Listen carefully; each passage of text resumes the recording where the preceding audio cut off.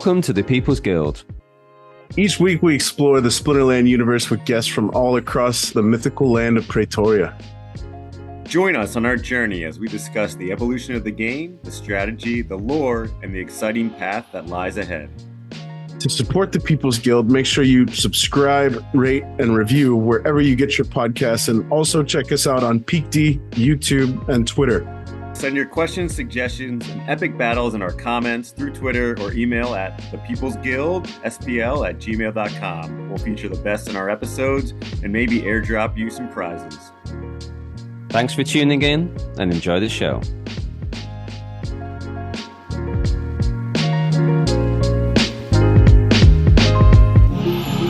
Welcome back to the People's Guild. Another week, another episode, another great guest. I was listening to our previous episode with this man in preparation for this morning's episode. It's been almost a year. I can't believe it. Time flies. We had you on last November, right on the heels of your inauguration into DAO project manager, and here we are on the heels of round two becoming official. So a warm welcome to your return, Clay, and a very big congratulations for, I think for all intents and purposes, a successful year one as DAO project manager, and here's to many more, man. Congratulations and welcome back, dude. Awesome, thanks, and glad to be here.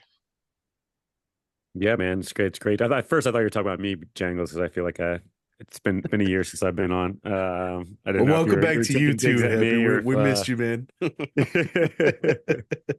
Yeah, thanks. Been busy with lots of work travel stuff. So Jimmy's doing a great job jumping in. Really appreciate it. But yeah, definitely excited to have Clay back on. Definitely, one of my favorite people in the DAO. So really, really think you just really appreciate the job you've been doing.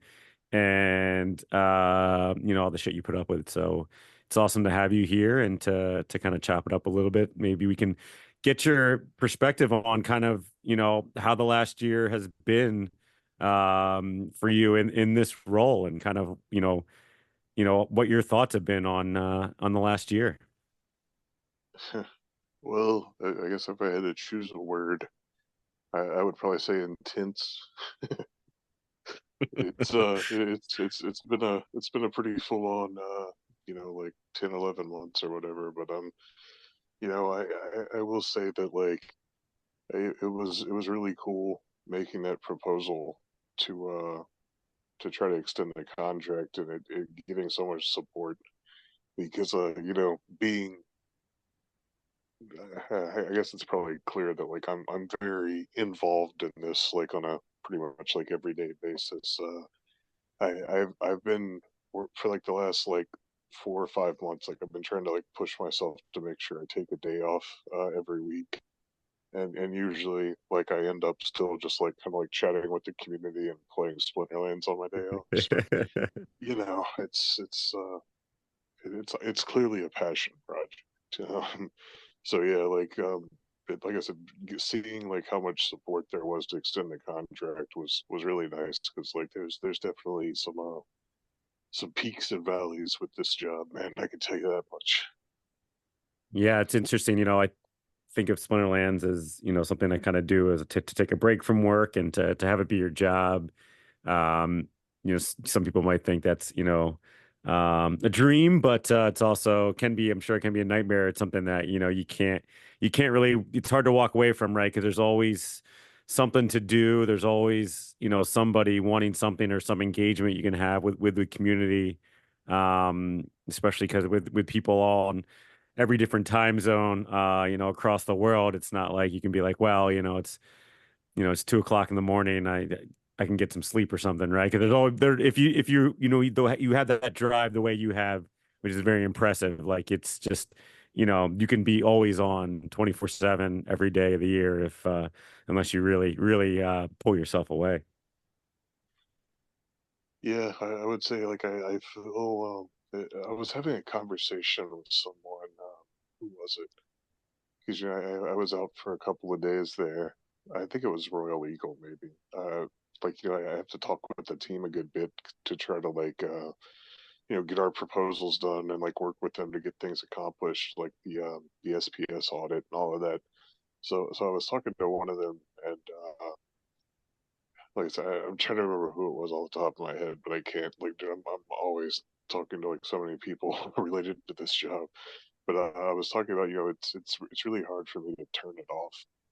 Like that's the thing. Like even like whenever I'm out and I'm sitting there, like trying to like focus on other things, it's like it's still like in my head. It's like there's all these things that like we need to be doing, we could be doing. There's there's a lot of things that like I do talk about publicly, and I try to be as transparent and share everything that I can. But there's also like projects that are like I'm always working on more than I think people will know because like it's just like not everything you can really talk about until it fleshes out. Like whenever I was working on the SPS audit, there's things like I'm trying to deal with getting our like all of our token contracts updated and like getting us ready to like deploy cross chain.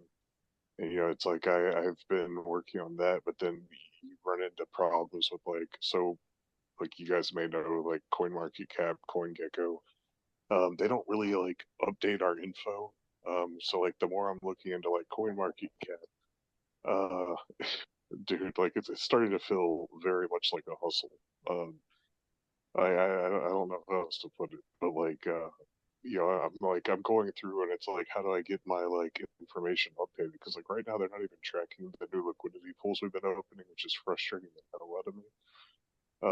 So it's like I'll like push for this kind of stuff to try to get us like updated, and it's like CoinMarketCap is trying to like hustle us for like 50 grand, like Oof. just crap like that. Like so much stuff that like I've got going on in the background. It's just like how do I navigate around like red tape and bureaucracy to get shit done without like just like getting extorted? Because like everything in crypto, and this is one of the things whenever we start talking about exchanges and stuff like that, it's like I think that like people have in their mind like like Binance, Moon, oh my god, like this is like the holy grail of crypto, and I'm like I get that there's people that have that mentality and they want this stuff, but I'm like I wish that like people understood like what it costs to make these things happen because as somebody that's like been at the table for some of these discussions in the past, with like lots of different exchanges. Like I can tell you, there's essentially two types of exchanges you deal with. There's the ones that are trying to like squeeze every token they can out of your community, and there's the ones that don't do it for that reason. They do it for basically volume and transactions on their exchange, and the ones that like value getting users and like tokens to their exchange are just those are the kind of people that I think you want to work with, right? Like the ones that aren't like, hey, how can I get like 10% of your token supply, or hey, how can I get tens of millions of dollars out of it?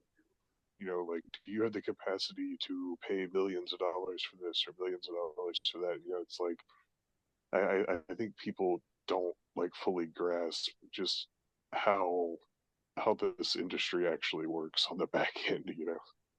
Yeah, I've heard that about like CoinGecko and stuff before. That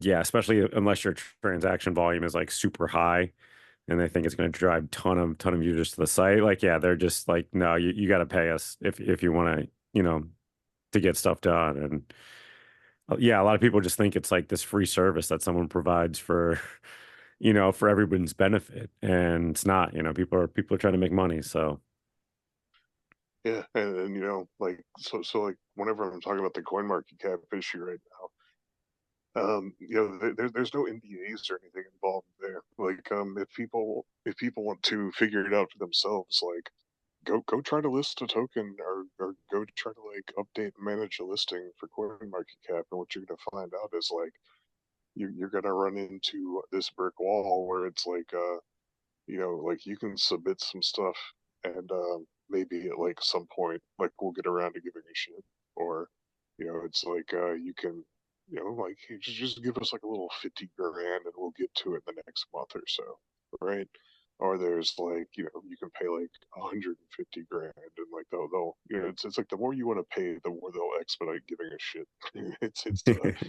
It's frustrating, man, because you know, especially whenever you're talking about like the coin tracking sites, which are kind of like the arbiters of, you know, information for the industry, like as a whole. You know, like this is where like you go to discover tokens. Like, I mean, our volume looks like absolute crap right now. It's like there's several reasons. You know, like anything that happens on Hive Engine isn't tracked, so there's, you know, 90% of our volume right there. Now they're not tracking our liquidity pools, you know, because we're getting rid of the old V2 pools, and we're starting to make, you know, like protocol owned liquidity with it now. It's frustrating. It's like, you know, like you guys see all the stuff that like I'm doing in the community, but like a lot of this stuff that like just goes on in the background. Yeah, like I guess this is me finally talking about some of this stuff, but yeah, I mean, like even so, like, you know, I know a lot of people want me like pursuing exchanges and stuff, and the best thing I can say in that regard is I'm always open to conversations. I'm always exploring options, but yeah, so like even if I want to like go out and, you know, legitimately pursue an exchange, it's like I can't even really talk about it because all of that stuff gets NDA'd. So it's, yeah.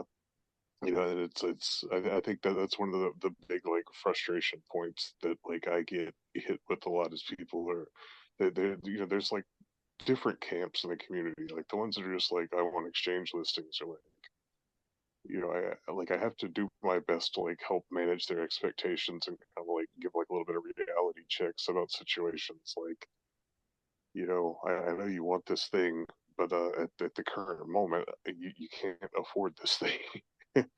You know, or you know, trying to find like creative ways around it. Like, um, essentially, we had a proposal pass. Like, I think you guys probably remember, where the proposal basically allocated the the unallocated portion that used to be like the team portion before, like in the original version of the white paper. So like, after doing the audit, I think I have like I'm trying to remember off the top of my head, but it's something like 6 or 7% of the token supply to negotiate with.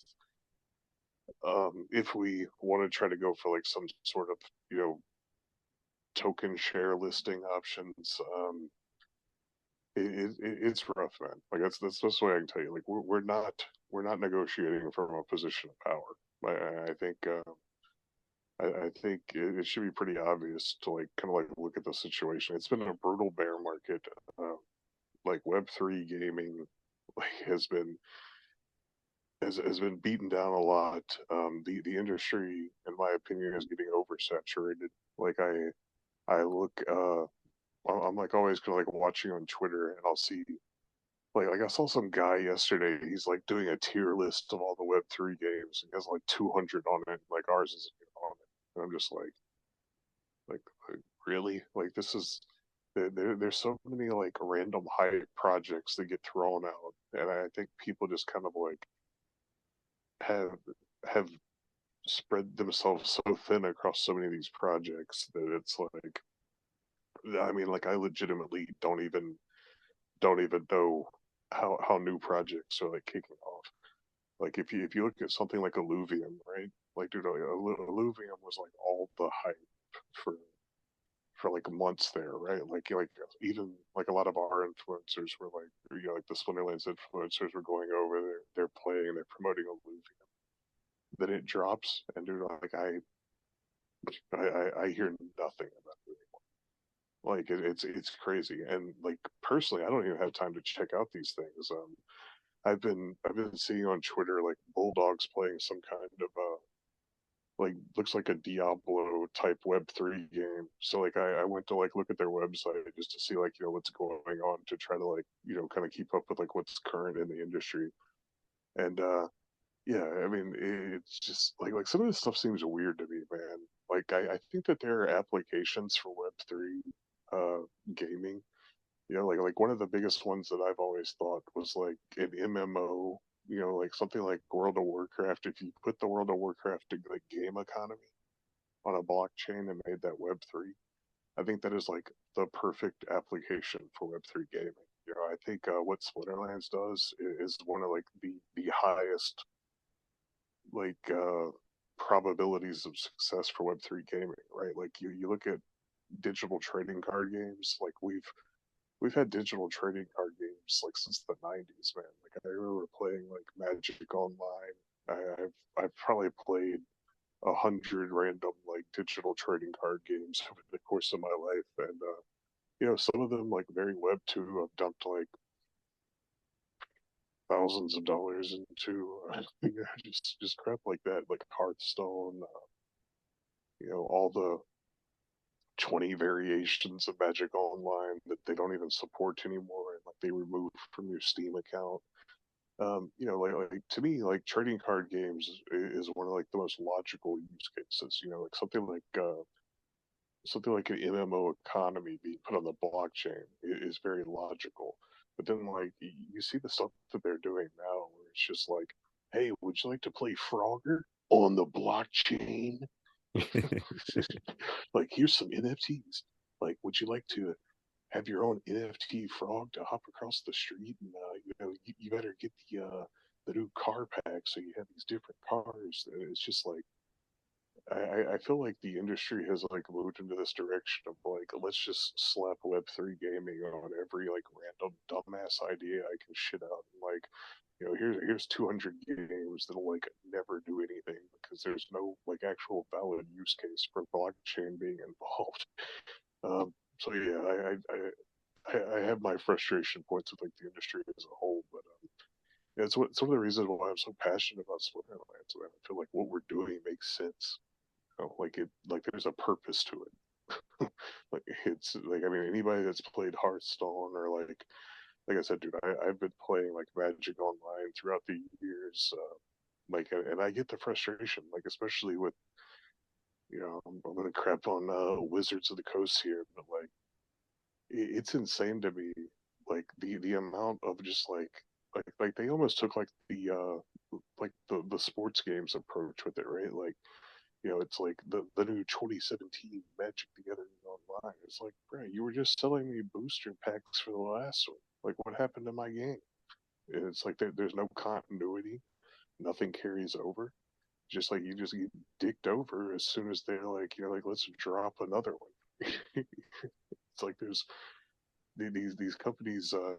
You know, I feel a lot of like the Web 2 freemium monetization is so predatory, right? And I mean, it's something that like you know I get like I feel a lot of complaints, you know, due to like prices or things that like happen in Splinterlands. You know, people like come to me to talk about this stuff and like get me to relay information to that. You know, I'm like I see it both sides, man. Because like I've been involved in like the very Web 2 trading card games where you're spending thousands of dollars and then just like they turn the servers off one day. You know, like I've been there. So like on some level, I think it's definitely a much better model. And I mean, you know, like yeah, like I think it makes sense. So like I said, I tend to look at a lot of angles all the time. I guess my brain is very like always on. It's always like in that like mode of like what are we doing? What can we do better? And yeah, you know, like I said, I try to analyze what's going on in the industry. You know, what are we doing right? What are we doing wrong? You know, try to like detach and like look at the feedback and the criticism that people throw out there. Like I said, I think a lot of the times we just need to like step back and like look at the overall situation, man. Like there's now hundreds of games in Web 3, and how many of them last, you know, a year? It's just it's crazy, man, to think that like Splinterlands is going on. You know, it's over 6 years Yeah, 6.5. Mm. Well, I wonder. I saw some of those tier lists, and I think one of them was courtesy of Crypto Stash, who has been around Splinterlands. Plays. I think he's still runs a guild, if I'm not mistaken, and he completely excluded Splinterlands, which is a little surprising to me. But I wonder how much of that is attributable to, exactly what we were just talking about, is Splinterlands tenure in the Web3 space. And something else that kind of, triggered a thought in my mind is, while we're getting, yeah, we see something like Frogger or Flappy Bird coming to Web3 as kind of stupid, but ultimately that just kind of, further lays the foundation for the power of what Splinterlands is doing. And as an outside observer of something, I'm assuming that you don't play Web3, Frogger, but so as an outside observer, it kind of increases the conviction in what we're doing here.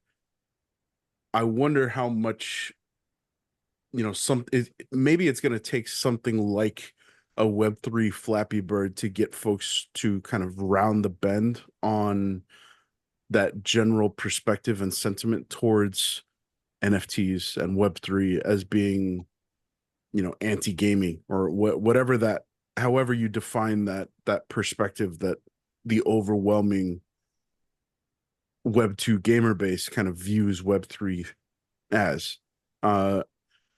If it's some sort, maybe it's Candy Crush, something along those lines that's going to get folks like, oh wow, I could really earn and change things in terms of gaming through one of these stupid games, is ultimately going to drive folks to the better product in the Web3 space, which, I think, at least I think it's fair in me speaking for all three of us here.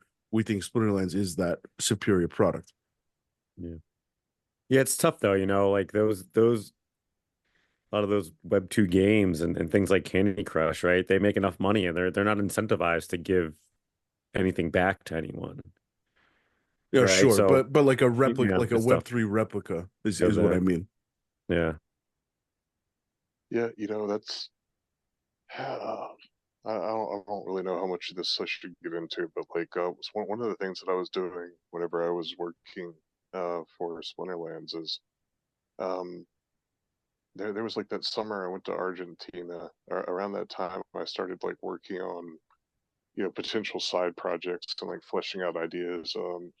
So Soul Keep was actually like one of those. I was working with Hardpoint at the time. Like we were trying to like build out ideas for what to do there, and basically like once the groundwork got laid to like what the scope of the project was and everything.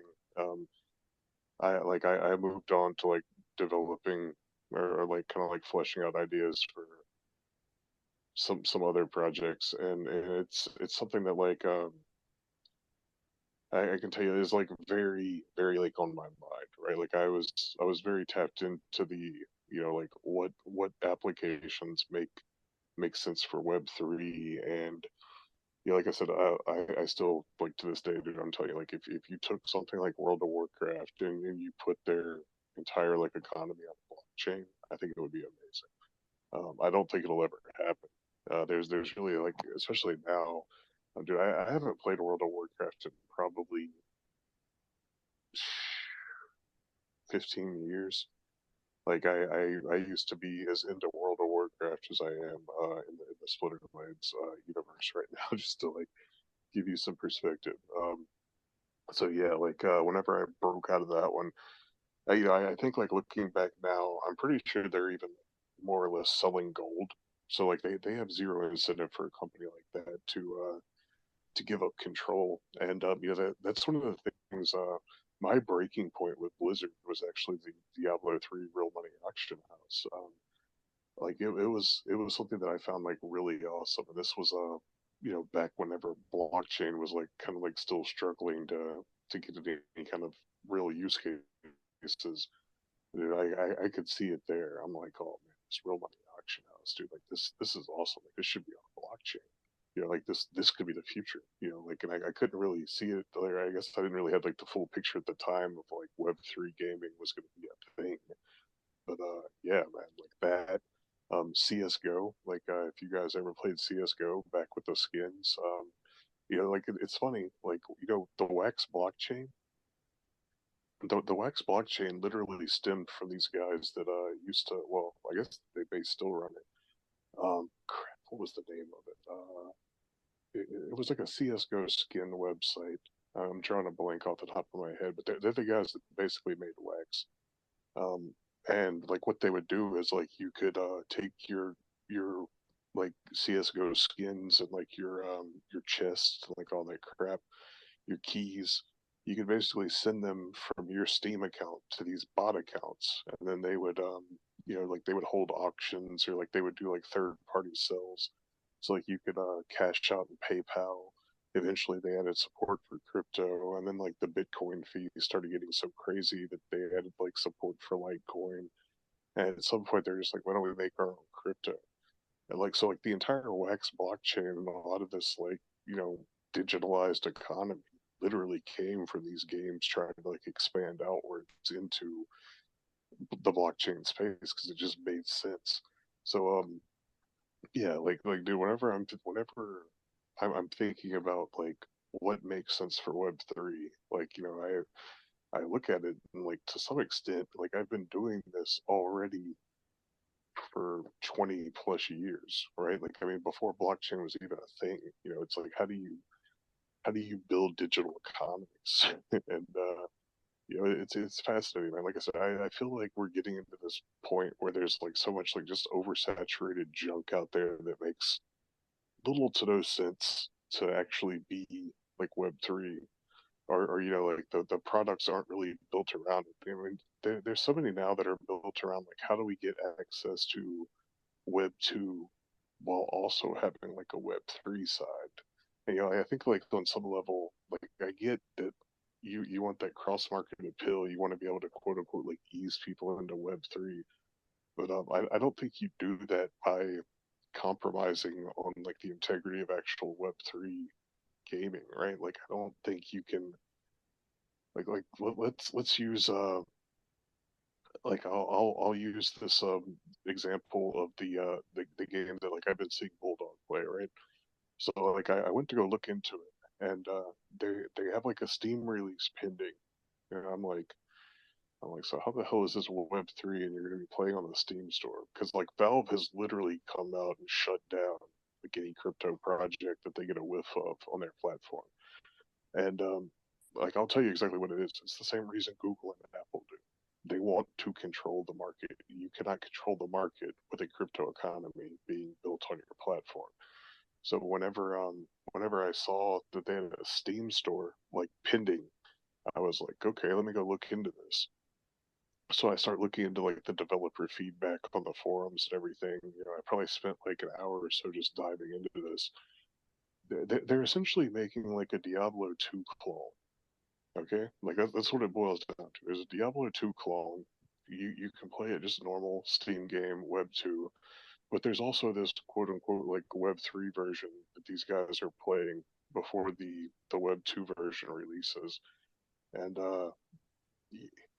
like I don't like I haven't personally played it. It's like I'm not trying to like go out and criticize all these games. So like I just like I look at the general premise, right, and I'm like, I think something like Diablo 2 could make a lot of sense, right? Like I think this kind of like gets into that World of Warcraft digital economy thing that I was talking about, right? And dude, like I'm one of those people that was playing Diablo 2 back in the day, like on my old Macintosh, right? Like I got dial-up internet. I'm like sneaking out of my bedroom at night playing Diablo 2 all night. Like I remember, like I've got my SOJs, I've got my Haraldr cube.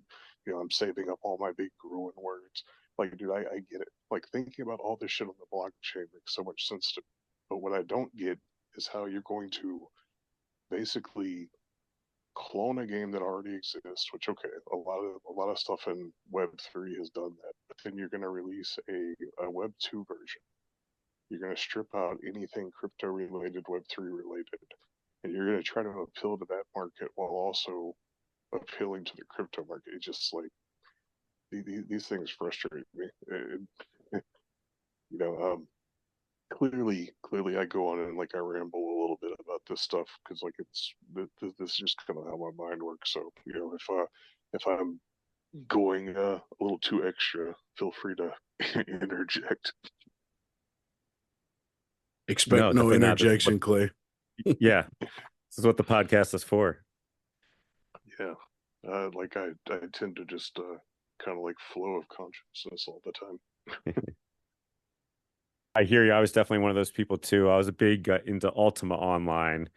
I was definitely like, yeah, acting like I was going to bed because my parents didn't want me like staying up late playing it, and then get up and play it until I had to go to school basically, or until like, an hour before I was supposed to wake up, and I'd sneak back into bed and fall asleep for a half hour and go to school. But yeah, yeah, I hear you, man. It's interesting, those the rich economies those type of games created. And the idea of being able to kind of easily put it on the blockchain is definitely intriguing. I think I don't know if we're there yet. Hopefully we're getting there. But yeah, I mean, I think that's a lot of what Nate and Matt have envisioned too for a lot of different aspects of this game and fusion with land and things like that. So um yeah, I'm hoping we can get there. I definitely hear you. A lot of the games, looked at other games too, Web3, and it's just, they're just, they seem silly, or that they just don't really intrigue me. Yeah, I think what it's a lot out there. frustrates me, like what frustrates me is like when you do actually have a good use case, right? Like when these, like I said, like I'm talking about the one that like I saw Bulldog, and like it was interesting enough for me to like go look into it, right? So like I'm looking into it, I'm like, dude, I don't see how you could have it both ways. Like I just like I feel like you're either in this because you get it or you're not. I feel like we're shit, dude. Like you can look at the gaming industry for I'll tell you, like I think it was around the 2000s where the gaming industry took this like really weird dark turn, and like I absolutely hated it, man. We went from gaming companies releasing solid products with like the occasional like expansion pass to companies moving into the how do I nickel and dime, my player base to death. You know, like Bethesda, right? Like Bethesda used to be one of my favorite gaming companies, and then we went from something like Morrowind, where they're, it was like a really solid game. They had some expansion packs. Yeah, this is like where they started to get into like I feel like starting to get heavily into like extensive monetization would probably be like the best way to put it, right? But I mean, they're releasing quality content. You're getting like multiple expansion packs. You can look at like Fallout 3. I think they had like 5 expansion packs. And like they're legit, like right, like they're adding like several hours of content to the game. It kind of makes sense.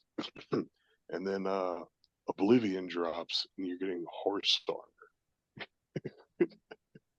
It's like give us some dollars to put some armor on your horse in this game, and it's just like, dude, I remember like the first time I saw that, I was just like, bruh.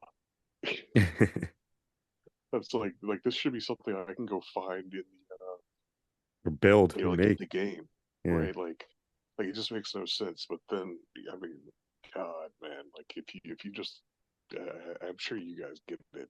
Like you just look at how the gaming industry's evolved. It's like, I guess. I guess like I'm kind of like the old man at this point. Like get off my lawn, because you're like I grew up in like the Nintendo Genesis, Super Nintendo era.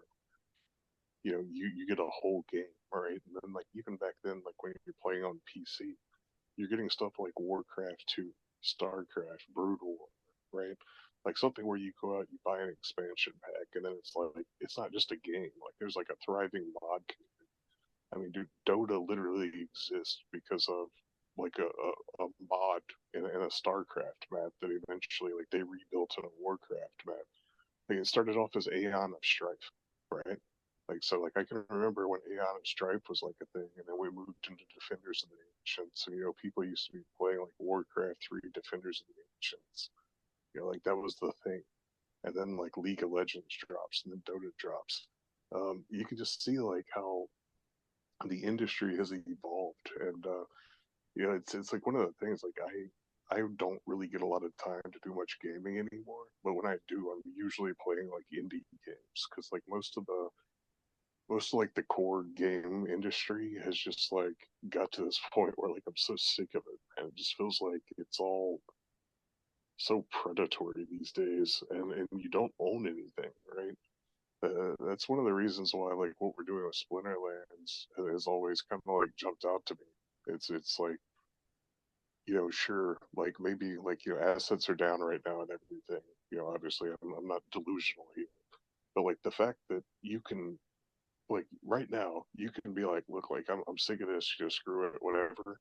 I can go dump everything I own in the game and walk away. You know what I'm saying?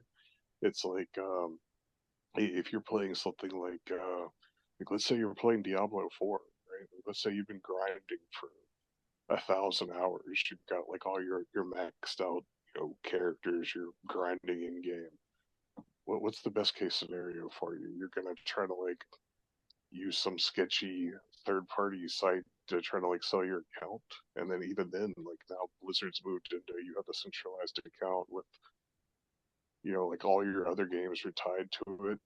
They did that because we used to sell our World of Warcraft accounts, and they no longer wanted you to be able to do that without any repercussions. So yeah, it's just like watching the industry evolve. It's like split in this two different directions, right? There's the companies that want full control. They wanted to just like give you absolutely nothing. I mean, dude, you've got Ubisoft literally coming out and they say they want players to get used to not owning games. Like, do you know like how absurd this is? We've got Sony. Sony's dropping Concord, right? They dropped this like premium Overwatch clone that they've been building for like 5+ years.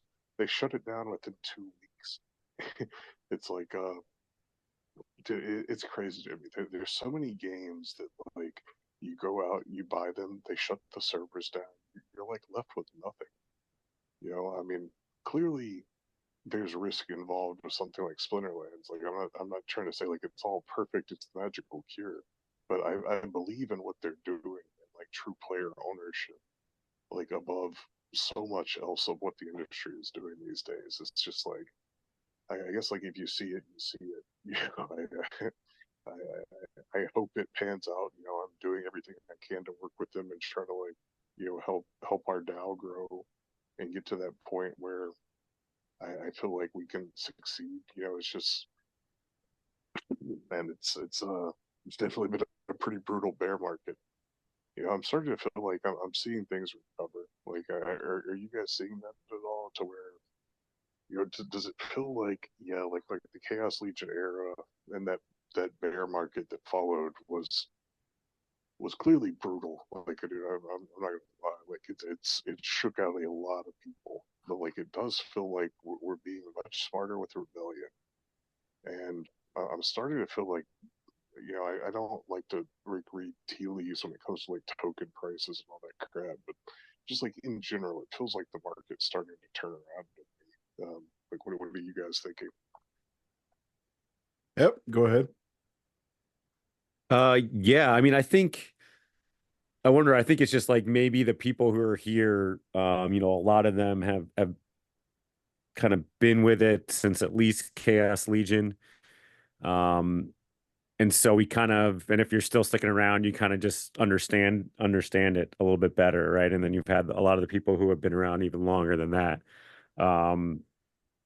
And so I think, that's kind of helped stabilize things for sure, because, I just don't think there's as much wild speculation like there used to be. And so without wild speculation, there's not as many people upset if this speculation doesn't turn out in their favor.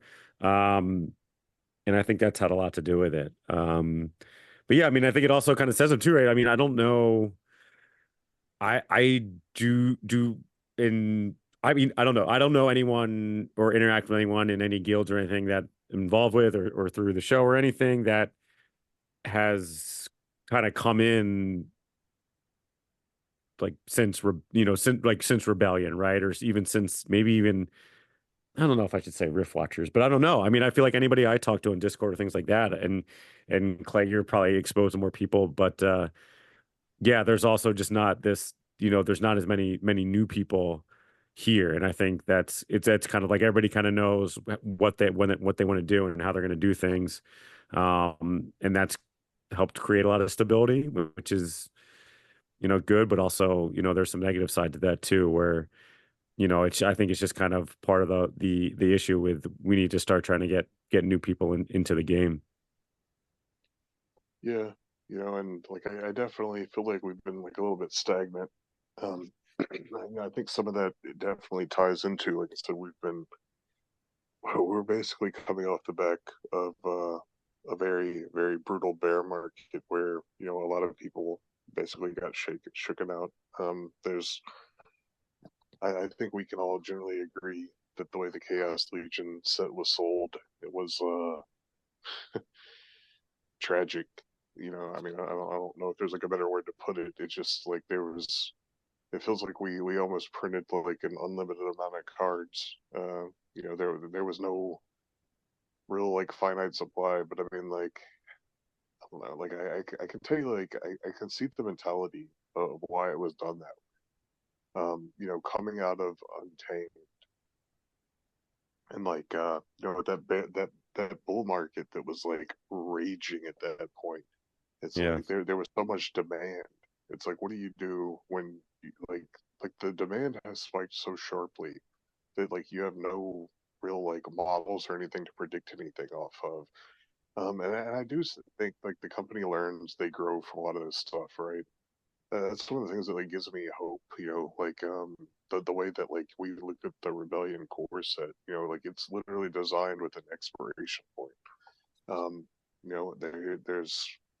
there's like there's going to be X amount of packs, like one way or another, whether you buy them or not. The sale's going to end on this day because we're burning packs every day. And I feel like it's just like it's been a lot better take on things than what we did with Chaos Legion, right? Like Chaos Legion was basically built around pushing people to buy as many packs as possible so that they could chase airdrops, and then obviously, oh man, like I really did not like the sales. I'll tell you that much. Like I thought that like selling packs for like half price for that winter blowout thing was it was bad. But it's Yeah, I know things you like you that had like, that really. I don't know if it was on Peak D or just saw it on Discord. You had that message about people. You said people were asking you why aren't they doing sales like that anymore? I thought everybody knew that we weren't going to be doing that and that it was a bad idea. But I guess not. So I don't know if was that a large number of people you had asking you about that, or is it just a few people you just wanted to address the issue? Oh, okay, let me put it this way. Like I'm running a poll. Like technically, I think the poll still has like a day left on it. So yeah, like if you guys listening to this want to go out and check out the polls that we're doing, like I've been trying to run more polls to like kind of like give some market research and feedback to the team. But so it's like the thing with bulk sales. I'm gonna give you my 2 cents on it. Like yeah, I get why people like the bulk discounts. Um, I don't think they really add any value to the community. Like I think if you want to have some kind of bulk discount, I really think it could be as simple as like 5%, just like a flat rate. Like if you buy over 100 packs to get like a 5% discount. I think you could use other things besides extra packs to incentivize. Like I think you could do soulbound stuff. Like I think you could give glint. I think you could give like exclusive skins. I think there's a lot of ways you can incentivize buying more packs without devaluing packs. But yeah, like whenever people are like upset that there's now not the option to get like that bulk pack discount, like I get why people don't like change, but like also I think you have to be willing to like look at a situation and be like, okay, like what we're doing right now is kind of dumb. We need to do better, right? And like I'll tell you point blank, like if you want to know what most of those bulk pack purchases are doing, yeah, there's like the argument that like guilds will come in and they'll take advantage of it. I'm like, most of that stuff was not even done that way. Most of that was done with like uh like B2B sales, where like they're working out deals for guilds to come in. But like whenever you're talking about like on the in store, like on the market, like mostly what you're seeing is people that have the capital to say, like I really don't want to like throw out names because like I know some of the people that do this, but like what they'll do is they'll go and they'll buy like thousands of packs and get the max discount, and then they'll go flip them on the secondary market because there's a margin there, and that's one of the reasons why you see the like as the deck price kind of like tanks or whatever, you can now see like there's rebellion packs. I'm pretty sure you can go on Hive Engine and get them for like $2.50 to $3. Like you can get them for a significant discount. And then the reason you can is there's literally people that are just buying them to arbitrage the store. Yeah. So it's like if you really think about it, especially in a situation now where the DAO is getting half the revenue and the company is getting half the revenue, what's the point? What's the point of just giving people the opportunity to undercut the sales in the store?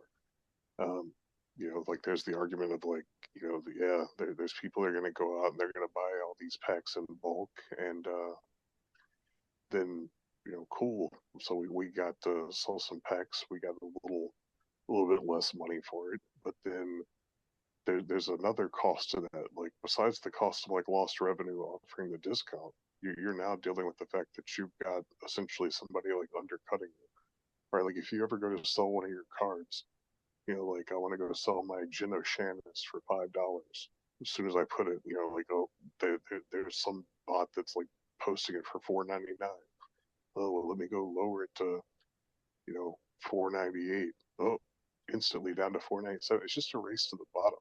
Like smarter business practices to where you're not going out and like basically undercutting yourself, and you're not like doing short-sighted business practices that end up devaluing your own assets. It's like I said, I think that we're making a lot of smarter decisions, and I think the company is learning from past mistakes. To me, like that's one of the reasons why I'm still like so passionate about this.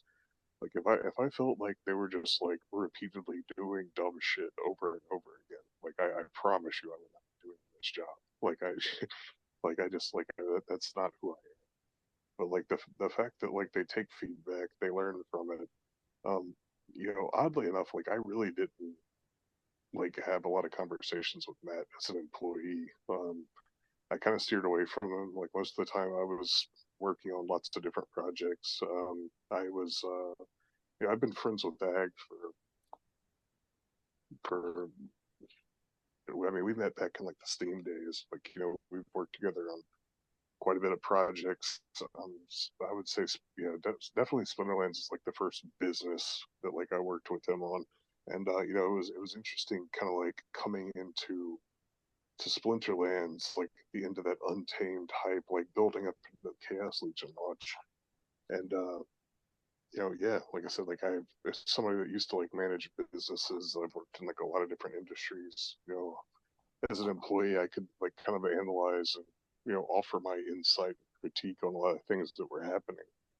And then obviously like things have gone the way they've gone. But like I said, it's been really interesting watching the company like learn and grow from some of this stuff. I don't think they're perfect by any means. I think that they still have a lot of room to grow. But like I would say, like in general, I'm optimistic about the fact that like they're at least willing to like acknowledge when they're doing something that doesn't make a lot of sense and like learn and grow from it. Maybe they don't react as quickly as I would like sometimes, or a lot of people. But yeah, I mean, like overall, people complain about stuff like like, oh, I can't get my bulk pack discount anymore, and I'm like, yeah, but I don't really care. I mean, I get that you're upset about it, but I like on the other hand, I think it's smarter business decision, right? And I think that like when you make smarter business decisions, it ultimately leads to more value, going into the game economy. So it's like, while I can understand that people get a little frustrated that like, oh, I can't get my bonus packs anymore, I'm also like, you know, wouldn't you like your packs and cards to hold their value? Because like to me, it's very frustrating seeing Rebellion packs going for like 250 or whatever on Hive Engine, and then like I'm also personally dealing with a situation where the card supply is so scarce that like, you can't even max cards. I challenge you guys, go look at the in-game market and try to max out a Rebellion card. That's like, Yeah. good luck, because I like feel like this is a that'll game we feel play on the like show almost every week. I feel like we're always like, oh, that Liquidity. card's cool. Oh yeah, you can't. No, there's like 3 there. Nope. Yeah. yeah. It's just crazy, man. Because Yeah. I deal with it, and I'm like, there's so few cards out there. They're holding their value pretty well to me, and it's like I'm watching the packs just like get devalued. Like I don't know, man. It's pretty crazy. Like I didn't know that they were gonna kill the bulk cells whenever you guys did that proposal for the voucher rework. Like I was kind of surprised by that too.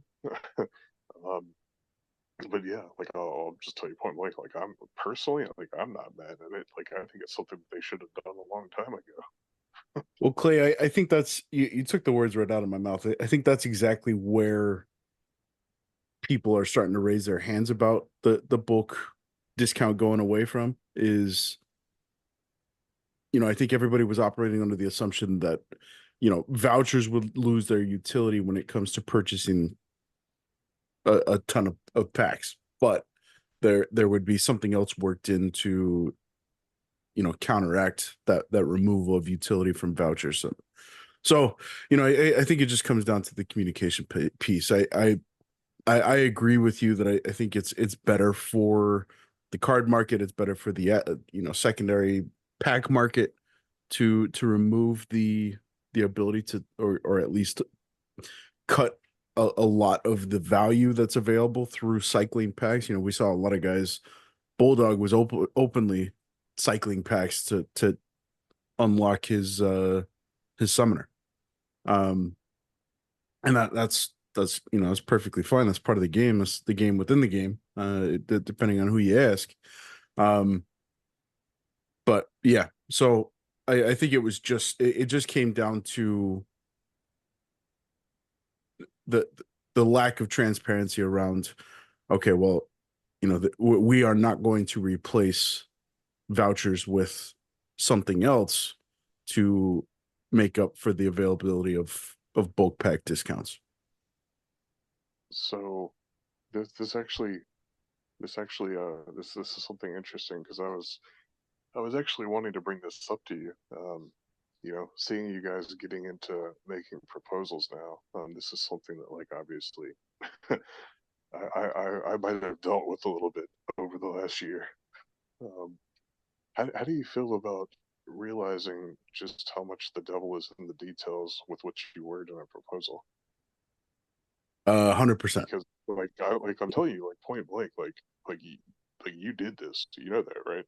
Like Oh this yeah, is your proposal. You did this. Like I mean, I don't think I don't think you realized you were gonna do that. Like I yeah, didn't realize you were gonna do that. But yeah. like this is whenever I tell people like I'm so I feel like I'm almost like anal on a level. Like I'm so meticulous whenever I write these proposals. It's like I'm trying to think of like all the angles.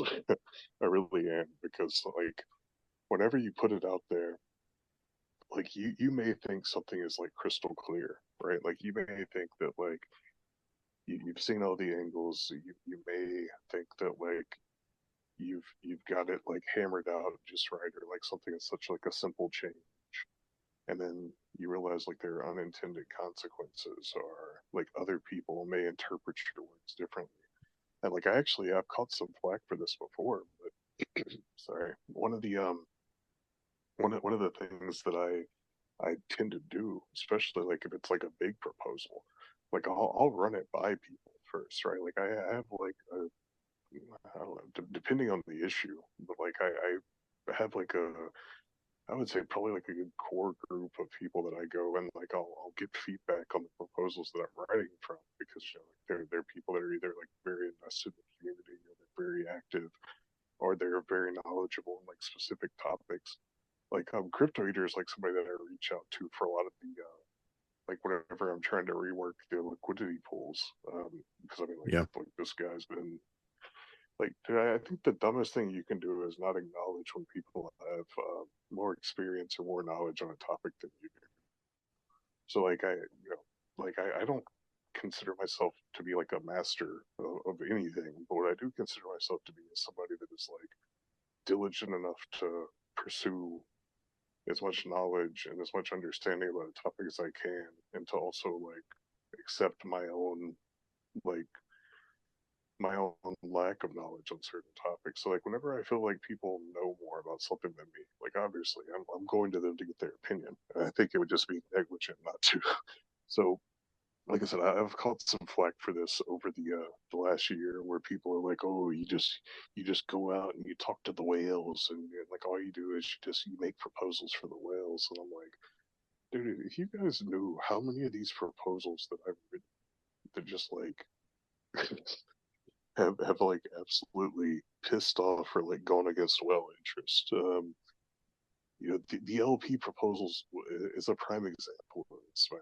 Like I had to spend months like basically like talking to and trying to convince people that this was the way forward, because whenever you're wanting the people to vote to change something like this, and like they have the most stake and like their interest is very much aligned with not changing it, you have to come with some very good reasons. You have to be able to like articulate your argument. And like I said, dude, it took months, but like I think we finally like kind of like turned the corner on getting the LP situation like really fixed. Like I think at this point, even with the current price of SPS, I mean we're probably still saving six figures a year just on how much SPS we've already cut. And you know, as we open more liquidity pools, I'd like to see the DAO kind of like keep moving in that direction. Like currently, I think we've made, the last time I checked, we made right around $10,000 in fees on the liquidity that we put out. Like ideally, I would love to get to a situation where we're covering like at least my salary just based on liquidity trading. You know, I think that would be amazing. But yeah, stuff like that. Like I'm always trying to like look into ways of like how we make the guild the DAO more sustainable. And you know, whenever I make a lot of these proposals, you know, it's like I think people don't understand that like every proposal I make has like a cost to it, right? Like there's like somebody's pissed off no matter what we do. But I think the important thing is to always be looking for ways to improve and to not get stagnant.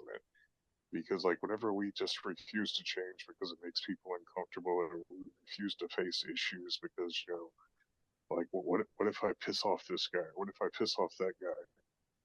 You know, I try to personally not think about that, right? Like I try not to think about like, well, if I think this proposal is Azercon, here, if I make this proposal, you know, is Vugtus gonna like, you know, freak out on me? Like, you know, like these aren't the things that I think about. Like what I think about is like, does this proposal make sense? Can I articulate why I think it makes sense? Can I discuss it with other people rationally and like gather feedback? And you know, like there's been times like I'll build a proposal and like I'll go to people and they're like, you know, like even if they agree with what I'm saying, they might be like, you know, like, wow, yeah, this makes sense. Like, are you looking at the timing? You know, it's like there's always, it's always good for me to get feedback, especially when it comes to like making these proposals, because just like what you're seeing, man, like there are unintended consequences sometimes, and once it's out there, you know, you're gonna, if you want to change something, you need to go make another proposal. You need to run 2 weeks. And you need to spend that time like educating people on why you want to go back and like undo the idea that you put out there. Yeah. So it's, well, I think, you know, man. To your point, Clay, 90% of getting a proposal passed, I think, happens before the proposal is ever even presented. You know, getting the buy-in, getting the multi-partisan communication going poking holes in the proposal and trying to get it to a place where it benefits the community first and foremost. Yeah, and I think we put the proposal out there, but I think maybe the fingers should be justifiably pointed our way for this the voucher utility being removed from bulk discounts. But at the end of the day, just for the record, just for the record, man, I don't want you to feel like I'm like trying to like blame you. Oh, no, I'm not receiving it that way. I mean, just as an example, the community voted for it, and there was plenty of communication going into that proposal before it was ever put up for a vote. And I think clearly the community did not think about that unintended consequence, or it would have been brought up. But yeah, Clay, for as much, I just want to quickly acknowledge as much flack as you get, I'm sure you get. I've seen some of the stuff thrown at you through Discord and on your Peak Deep posts. Some of the comments are just vile and angry, unnecessarily angry. The proof is in the pudding of your 93% reelection vote. I mean, the guys who a lot of your proposals have really impacted, their bottom line. They are all green arrows for your reelection. So, I think for as much noise and anti-Clay sentiment that is out there, there's a much heavier sense of ongoing support for what it is that you're doing, and recognition for you're a bloody glutton for punishment, Clay. You come back for more. And maybe some of that is Clay does a good enough job and we just don't want to have to deal with that. But also there's a lot to be said for the positive folks that do recognize the value in what you bring, and being able to communicate effectively with a lot of these bigger guys out there is a necessary part of the position. So yeah. I mean, it's just common sense, dude. Like, I think it would be dumb to run proposals and think that like you don't need to communicate, especially. Yeah, like I'm not used to talking this much. If you guys can't tell, I don't really do like the whole meeting thing a lot. I try to just.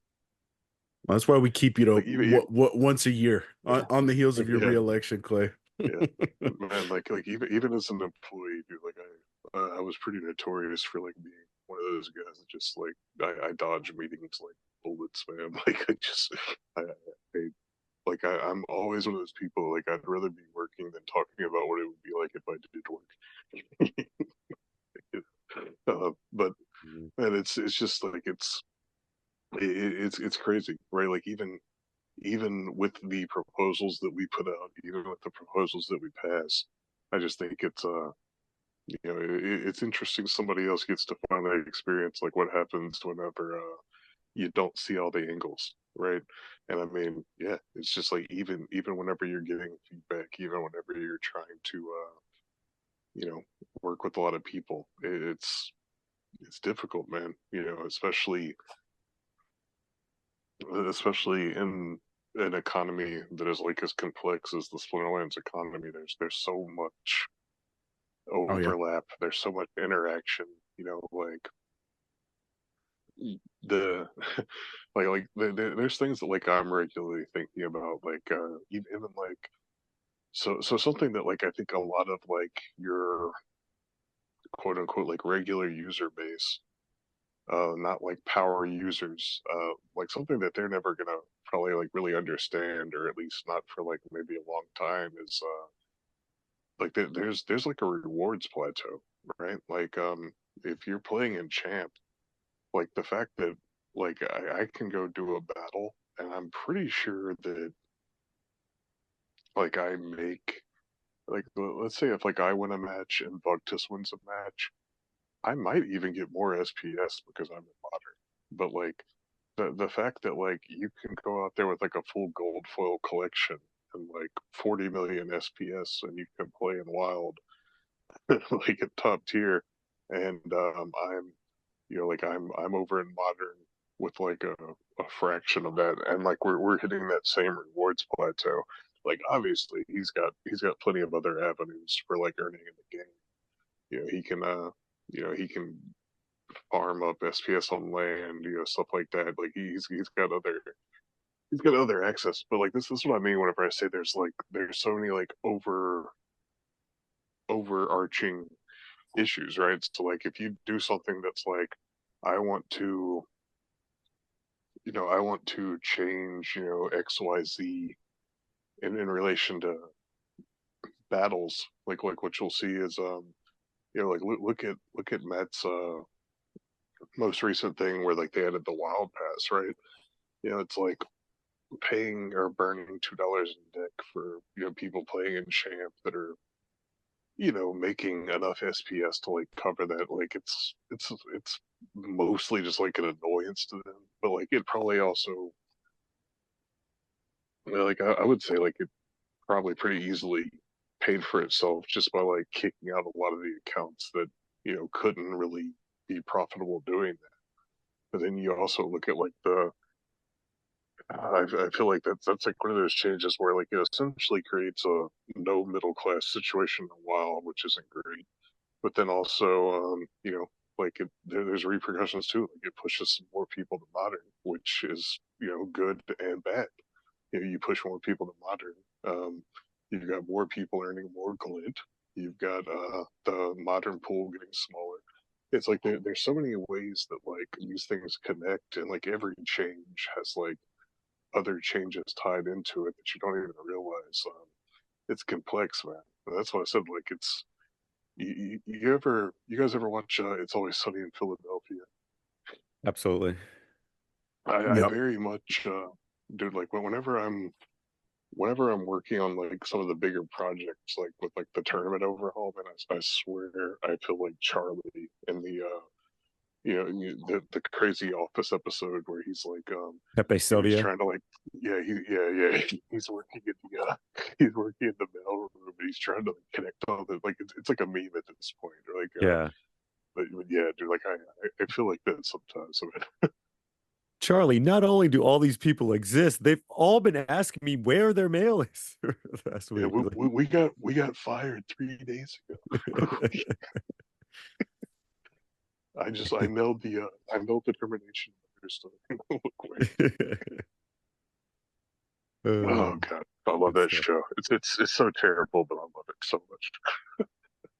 Great.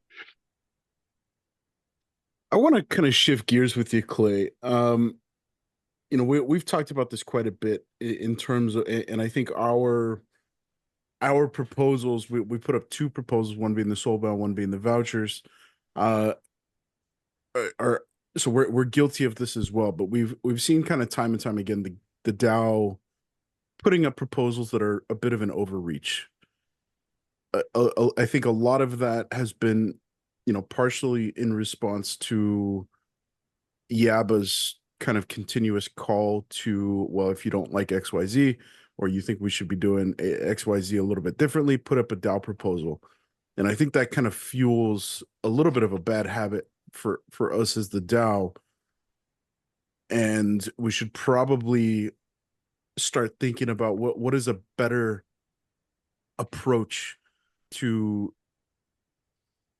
kind of getting sentiment around some of these issues versus a stake weighted proposal, because in its inception and the core of the DAO is SPS, right? And a lot of this stuff that we've seen proposals for is way outside of SPS.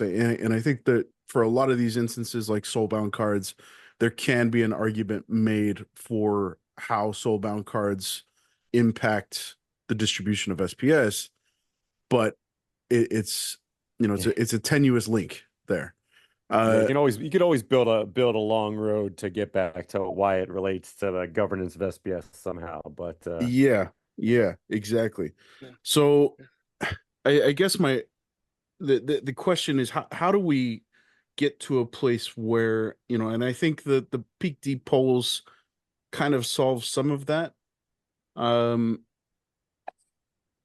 but I think there's got to be a better way to achieving gauging customer sentiment outside of just always being pushed to create a proposal to reach that measure. So what is your take on, how, looking back at the last year since you've taken over the project manager for the DAO? I can list off a handful at least of proposals that have, in my opinion, reached well outside of the scope of what the DAO should be proposing.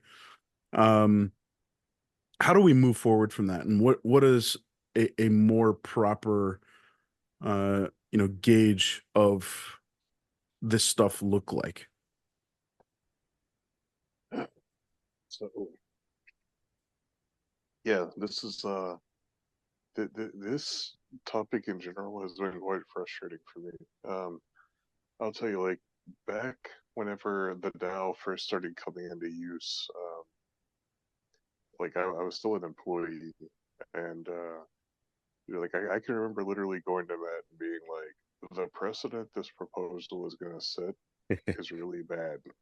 Like, I think you need to look down the road and realize that, like, whenever you're letting people make these proposals that are not like in the scope of the DAO, like, you're setting the expectation that, like, they're going to be able to make proposals to change game design, and you're gonna have to deal with that, right? Like, I think that it's a dangerous precedent to set, and I think it's gonna potentially cause you a lot of headaches. To be fair, like, look, like I'm not gonna lie, like, Matt and I don't always agree on things, right? Like, I do appreciate that he's always willing to, like, at least listen to my concerns, and even if he doesn't share them, like, the fact that he's, like, willing to listen to them and take them into consideration is important. Like, I'll tell you, like, I was very adamant from the get go that, like, and then this is before, like, I started this job or anything. It's just that, like, I think it's a terrible idea to try to allow the DAO to dictate game design. Um, I think it's completely unmanageable. I think we've already seen that with, like, how it's very possible to get, like, a backlog of proposals. That's one of the things that, like, I've really gotten into the flow of over the years. Like, whenever we're putting out these proposals, like, I tend to go to the team and, like, get, like, some idea of, like, the scope of the work. Like, most of, like, the stuff that, like, I put out proposals for are either things that, like, I can directly take care of, or things that I know that are very small, like, asks for the team, because I don't think that I like, one, like, I don't think that the DAO should be dictating game design, but I also don't think we should be going to them and demanding development, especially if we can't pay for it. Because ultimately, like, my like, like, obviously Matt's got his own vision. Like, I'll tell you, like, my grand vision for this thing is, like, I want to see the DAO essentially owning and managing the game with, and this is something that, like, it seems like Matt is, like, on board with. It's like the idea that, like, we contract the company to do work for us, and, like, maybe we contract other companies, like what we're seeing with Jupiter. Maybe some situation like we want, dude, like, I'm telling you, I literally have a backlog in my mind. If we ever get to the point where we can pay, like, third-party studios to develop, like, tie-in games, dude, like, I've got several of them. Like, we're good if we ever get successful enough that we can start going down that road.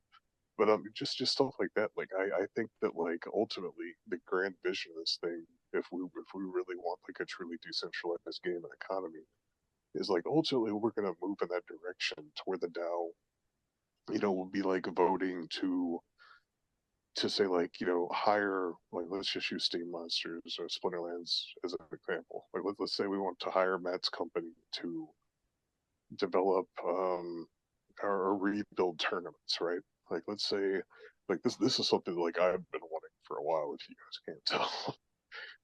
Like, I would really like a complete ground up rebuild of tournaments. Like, I've, like, to the point that I've got it, like, specced out.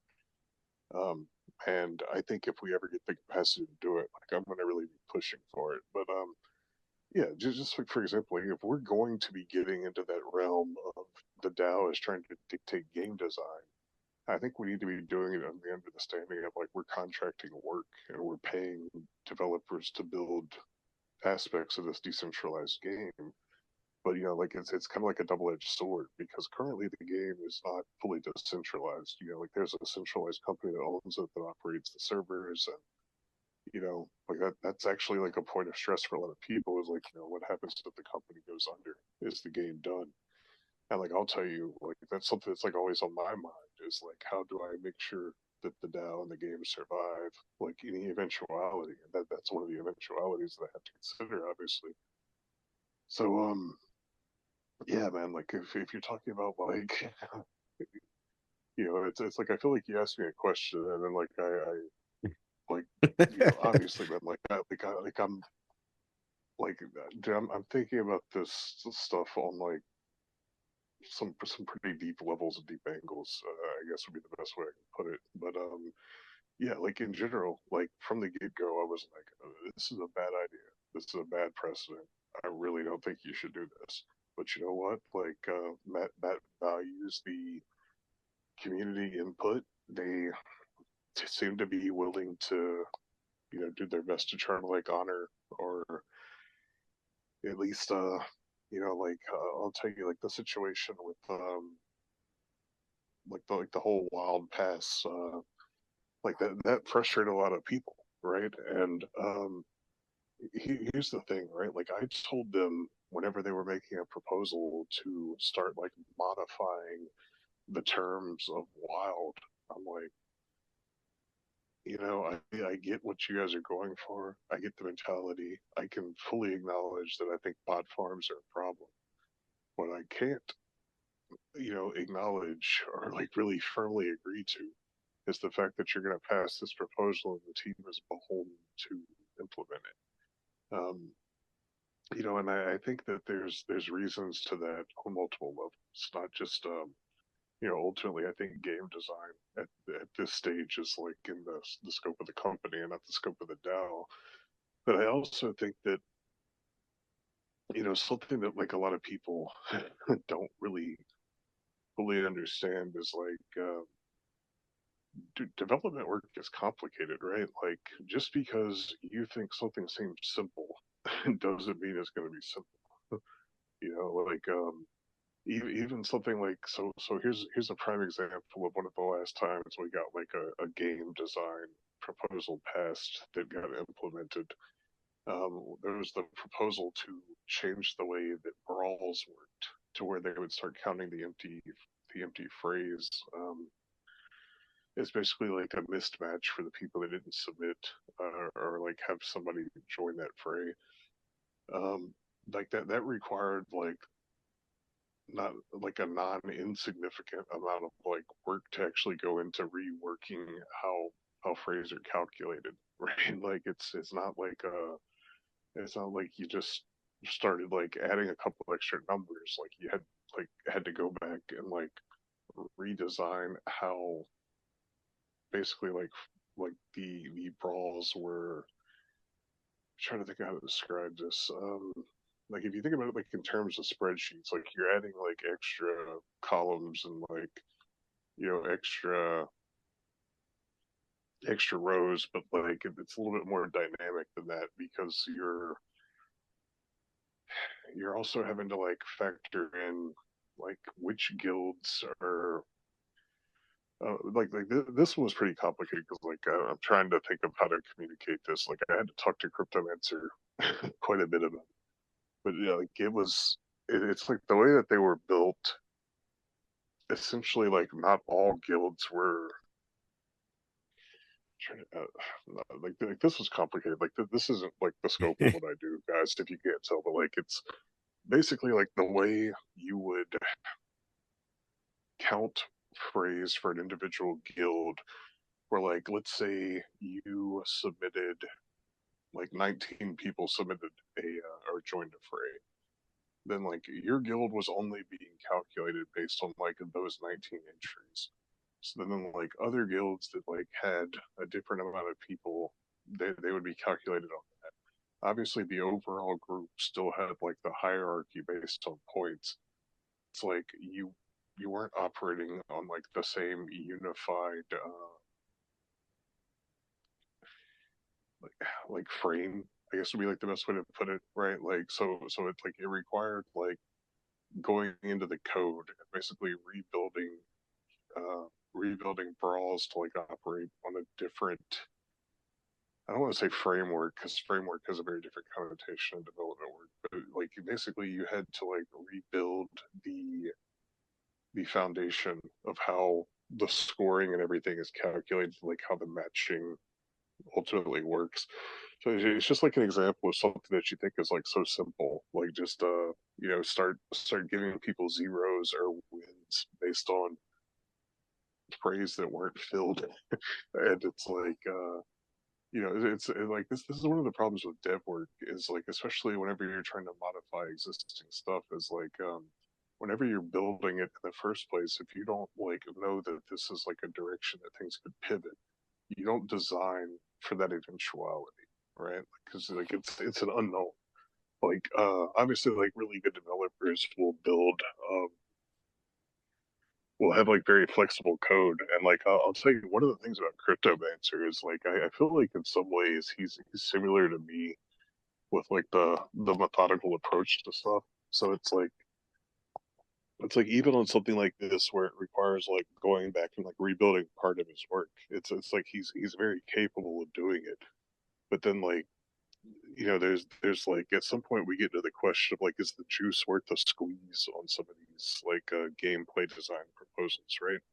It's like something that we think might be small might derail like a week or more of work for shit that we actually want to get done, right? Like right now he's supposed to be working on land. Like, do you want to go like make a tweak to tournaments or a tweak to brawls that's going to pull him off of land for a couple of weeks, maybe a month?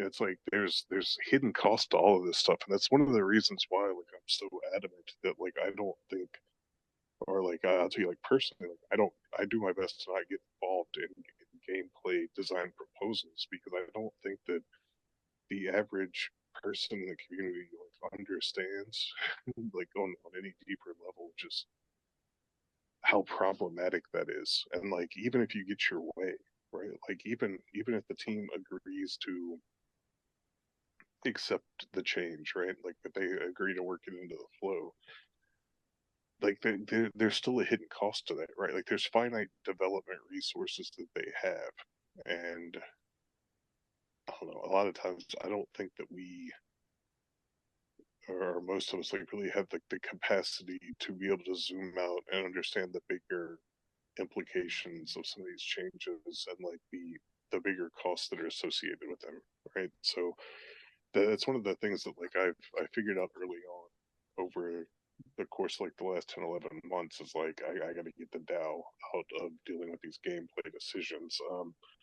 And it's not just because that's what I wanted originally, because like I'll tell you from the start, like I didn't think we should be getting involved, but like we've literally proven time and again that that was the case.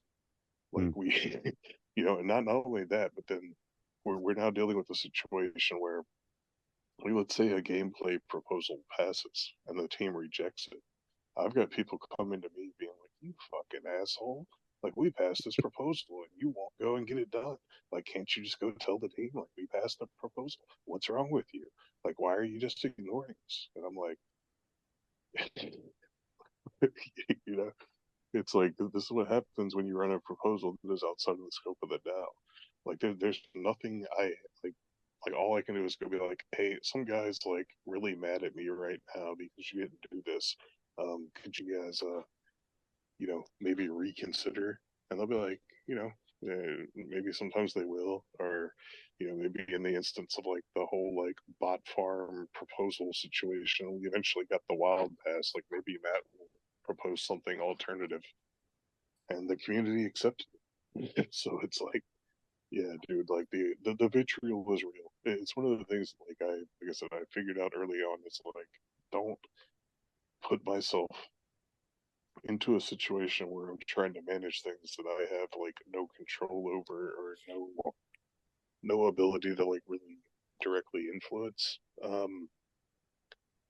and yeah, like that's one of them. So like I guess that's my opinion on that situation.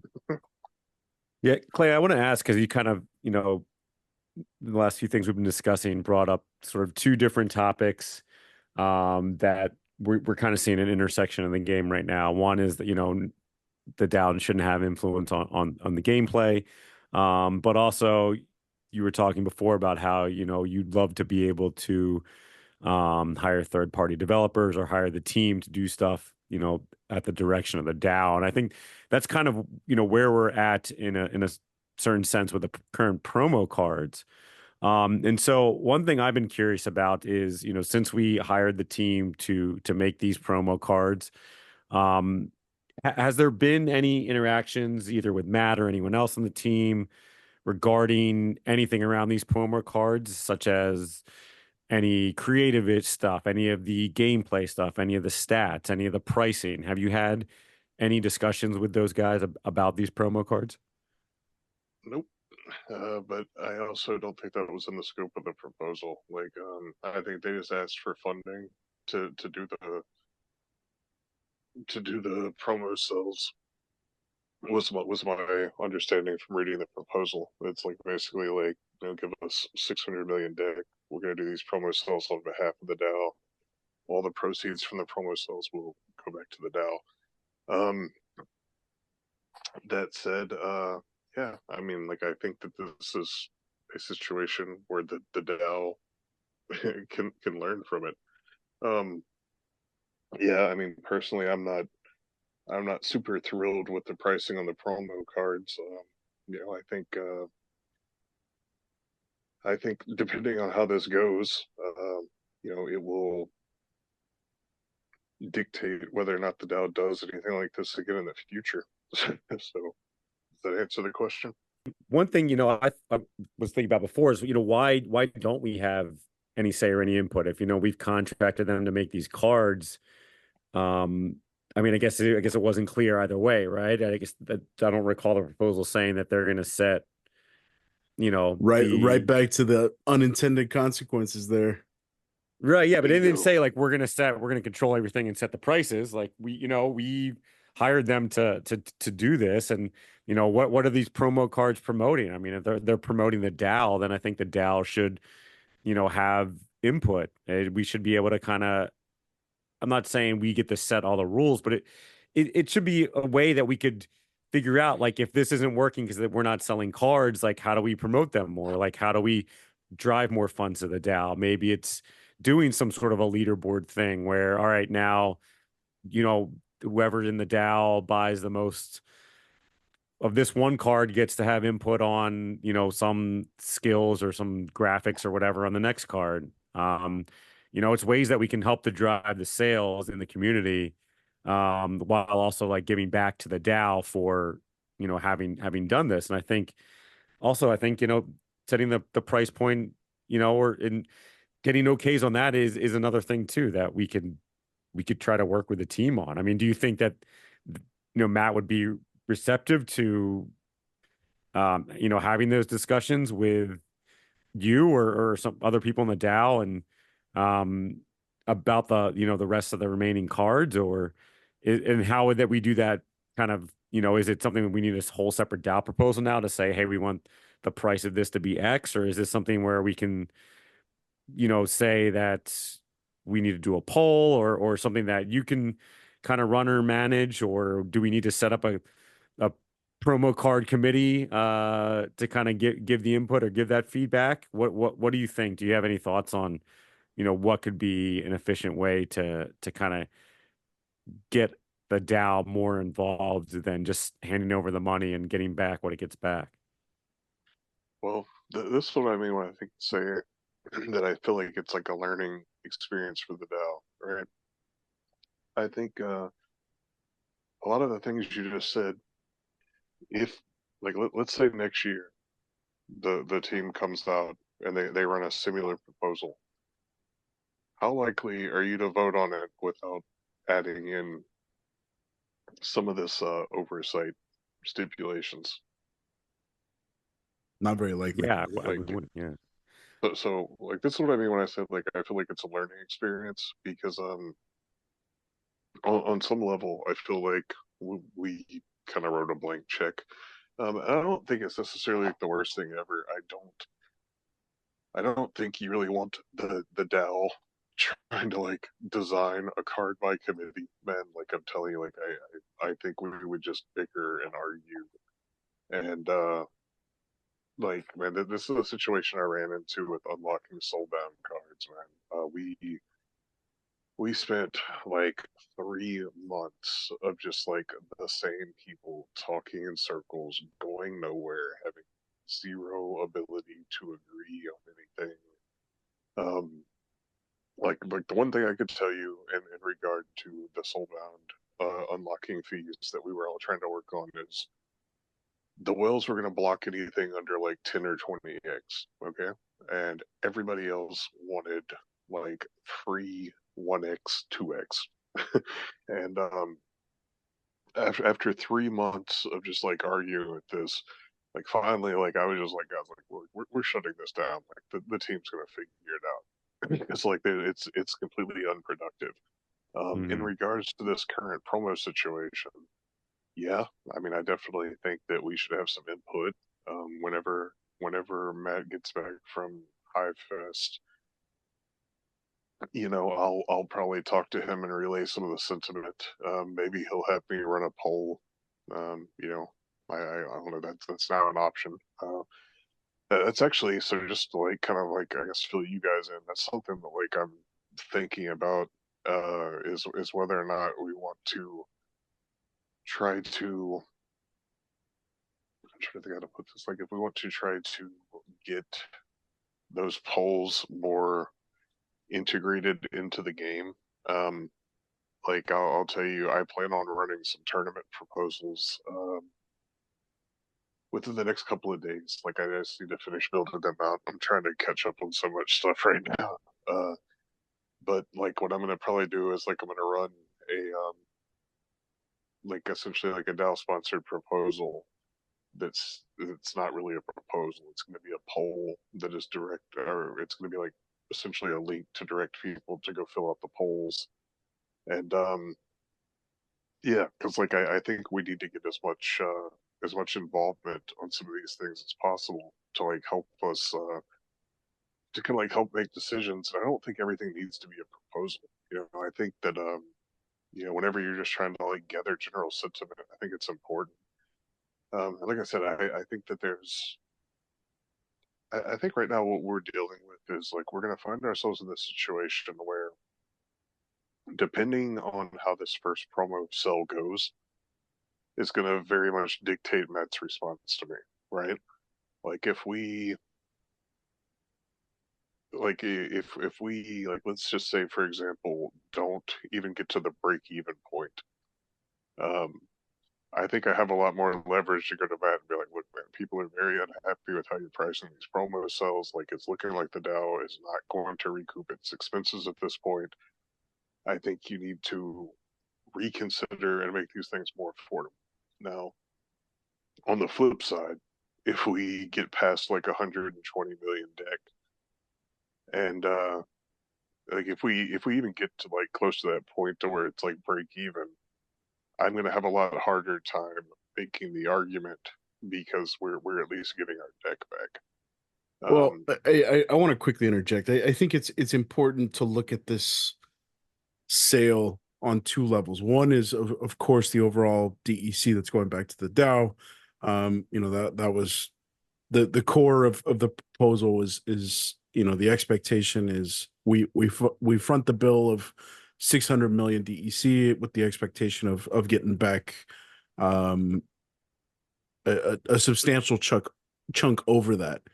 Uh and two is looking at the distribution, right? Like if it's only whales that are single-handedly propelling this sale to a break-even point, I would not call that a success, right? I wouldn't either, but I mean, like, Well, like I I said, guess it comes down to like what is the goal that we want to achieve with the promotional cards? In my mind, I've heard, we've all heard all of the arguments. The promos should be exclusive. They should be priced at a point where you have to make these decisions of, is this a card that I really want in my deck? Um, but at the end of the day, I feel like the exclusive pricing and the argument of price discovery around these promotional cards, I don't think retail pricing should be the number one driver for scarcity in cards in the system. And unfortunately, I think that is the primary driver for the scarcity around these current cards. Granted, it's day 2, day 3. We're shooting for 120 million. We're sitting at just under 45.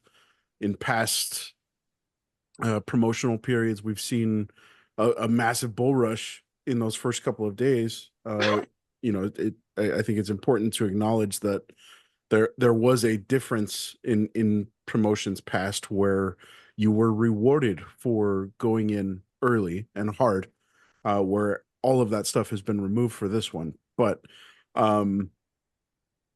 yeah, I think offering promotional cards that are accessible to everybody is absolutely critical. It's not just for me. It's for the guys that are still trying to field bronze and silver decks. They should be encouraged and feel like they're able to support and partake. So yeah, whether or not we hit that 120 million, I think is irrelevant. I think looking at distribution is arguably the more important aspect of this sale. Yeah, and I agree with that 100%. I think just to kind of add to that point a little bit too is, just me personally, like I haven't been buying a lot of cards. I think the last card I bought was like an albatross because I was like, I really want to get that Untamed card. And it was cheap. And that's the thing is like I haven't been buying new cards is they're expensive. And I feel like if the whales are the whales, they're going to be with people, theoretically, I guess I don't know, I can't speak for them, but who are going to get sick of being like, well, these cards are so expensive, but like, why are we always getting hit up? The ones getting hit up for the money. How long till people get sick of that and say, well, I'm just not going to buy it. And there's probably people like me who are like, yeah, I'd love to, even if it's not that good of a card, even if it's not an OP card, I would like to just buy a new card just to be like, wow, great. This felt good to just buy a It's new a new card. But I'm toy. not going to do that Yeah. at the price point, like I'm not going to do that at this insane price point. Like, who cares if there's a ton of them in the system? Just don't make it that powerful or say like, hey, for this one, it's going to be this price, but we're going to limit it to X number of cards. Like it's just like people, I would love to just buy a card to support the game and buy a card and have a card I could use at a reasonable price at gold level. That would be fun. It doesn't have to be super powerful, whatever. Like, yeah, just give me a reason to buy a card and not just be like, nah, that's not worth it. Cause I'm just like, I'm not spending that amount of money on this weird legendary card or just another random rare card. Like, yeah.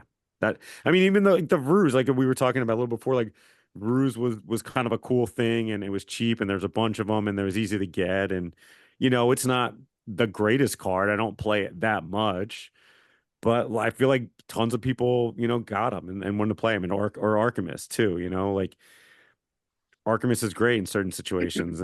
But like, yeah, it was a card that a lot of people wanted to go out and get. And there's excitement for the card. And I don't know. I feel like that would we've seen enough promo sales now that they were all very expensive. I'd like to see something go the other way, even if it's a card that just doesn't have new abilities or isn't, super powerful. It doesn't have to be like people. Yeah.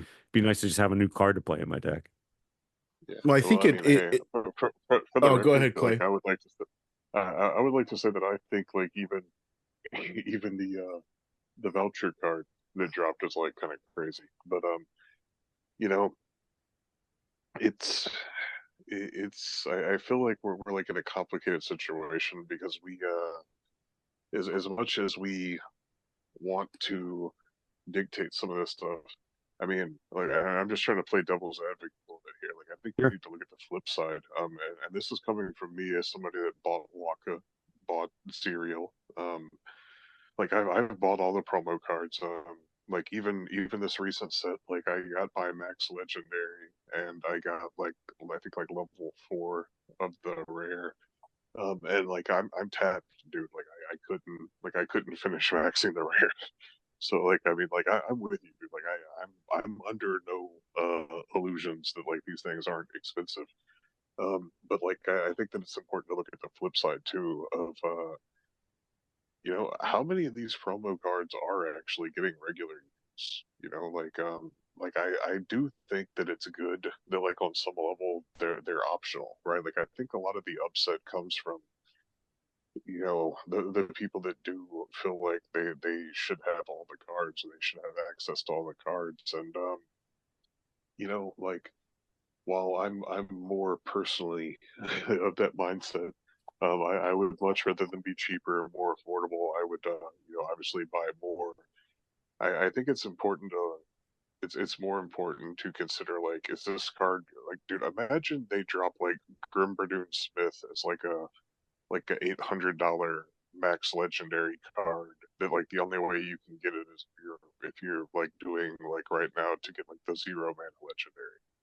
I think people would flip their absolute shit that like such an quote unquote like OP card is going to be dropped out there and like only whales can afford it. Still like I mean I still think that there's some people that are kind of salty about like how powerful like or how like essential to the meta cards like Mantaroth and Grimberdoon Smith are. But I also think to be fair, the team's done a good job of countering them. Right, like I think the teams like released Spinka to like really counter Grimberdoon Smith. I think the teams released, like some of the new summoners, like they have the ability to like remove these dispels and stuff. I guess what I'm getting at is I feel like the game is like dynamic enough at this point that like missing some individual cards isn't the end of the world. Like I was literally personally debating on skipping both of them, or at least like maybe like only getting like a 1 BCX of the legendary because like personally like I'm really tapped out. Like I've been dealing with a lot of IRL financial crap this year. And, it's very draining on me. But I decided to take the plunge on that 0 mana legendary because I think it's going to be very critical to the meta going forward. That said, like I do agree with you. I think it would be better if they were at least slightly more accessible. You know, like I mean, I personally think that they could probably be half the price they are and still be quite exclusive. But I mean, I think we also have to consider this, right? Like, if you're not buying it at this price, what price are you buying it at, right? Like, and at some point, it's like, is it going to have any scarcity to it? And I mean, then we could also get to the doesn't need to mentality. Like on some level, like I can see the different sides of the argument here. Personally, like I said, I personally would clearly rather it be cheaper. That said, I think what we're gonna really be dealing with here is we're gonna have to see how it plays out, especially for this first one. Because keep in mind, like there's no incentives to like early buy in, right? Like we've even got like Bugtus is like saying publicly like he's waiting to see how many total cards are in circulation before he makes his move. So like, what are you gonna do if whales come in and buy 200 million deck worth at the last day? Like I mean, I'm not saying it's gonna happen. But like what if this card does get to like 200 million plus deck spent to like buy these two cards? It's not going to change my feelings. Like I still think that they're probably a little overpriced. I don't think it's going to change your feelings, but No, it's a win for the DAO. It's a loss for the community. This is how I would sum that up. Right. I mean, I think that it's all about the balance, right? I think a great example of where very exclusive, very scarce card supply should come from is these auction cards that we've heard about. We know that those are going to be geared for the really big spenders that have to collect everything, that have the funds to collect everything. and that's perfectly fine. It's going to suck up a whole bunch of DEC theoretically, and being limited to only 100 cards. We know that from the get-go. There's only ever going to be 100 minted. I think that should scratch the itch for the Uber exclusive. The promo cards, yeah, I think everybody's just calling for a sense of balance. In a world where a rare costs $350 out of the gate is kind of crazy. And I don't know if it's that good of a card. I mean, I think the precedent of the backline cleanse is going to be meta, but the expectation is there's going to be other cards that, could potentially carry this ability. The precedent of Eleanor's synergy, I said it last week, is awesome. I think there could have been some other synergies created that I probably would have preferred and would have been more valuable, something along the lines of, for every earth element card you play, Eleanor gets, +1 speed or something like that. I think there's the precedent of both of these abilities, I think, is going to be very meta. Unfortunately, I don't think that the cards themselves are necessarily going to be staples. And that's also, the Eleanor thing. I think the team made the right call in adjusting the text and removing the tie to the Chaos Legion Fiends in favor of the synergy being tied to any card named Fiend. But then we also have to trust that the team's going to create additional Fiend cards in the future to retain that value and potentially raise that value. I don't know. I mean, it's a really fine line of dictating game design and offering sentiment on, I think as soon as it goes to a proposal, it feels like if it passes, we have to see it in the game. I don't think there's any way around avoiding that feeling. Whereas if we move to a world where this sort of game design stuff is put to a poll and we're simply looking at number of voters, removing the staked SPS from the equation, which I think we probably should see, the same argument could be made for the mini set. I don't know if a DAO proposal is the right way to go about that. I think we should just be looking at overall community sentiment, a 1-to-1. Maybe it's KYC accounts only, or something like that, to avoid the potential bot exploit of I fire up a ton of accounts and slam the no button. We want real players voting on these kinds of things. But I just don't know what that looks like. But I don't think that everything should be going to a stake weighted vote. I hope, when we had Matt on, Jimmy, Dave, and I guess a couple of months ago at this point, we brought up the idea of adjusting what each promotional card sale looks like. And Matt responded something to the effect of being pretty open to, running some A/B testing across the 5 different promo sales. And I hope he backs that up and we see some, very different approaches to what that sale can and will look like. But yeah, the game design stuff is a slippery slope, because I feel very, very strongly that the DAO should have had a bigger say in something like Rebellion. It's common knowledge that there's a lot of cards that you can get away with, common cards, for example, that you could get away with at level 7, level 8, avoiding that essentially doubling of cost to max it out, because the ability bait just doesn't exist at the top level.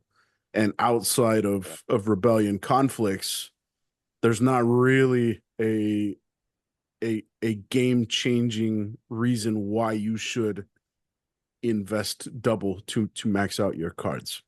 And I think that sort of stuff is exactly where the DAO should be able to weigh in on. I think dictate is the wrong word, but I think offer feedback and create that customer feedback loop is imperative.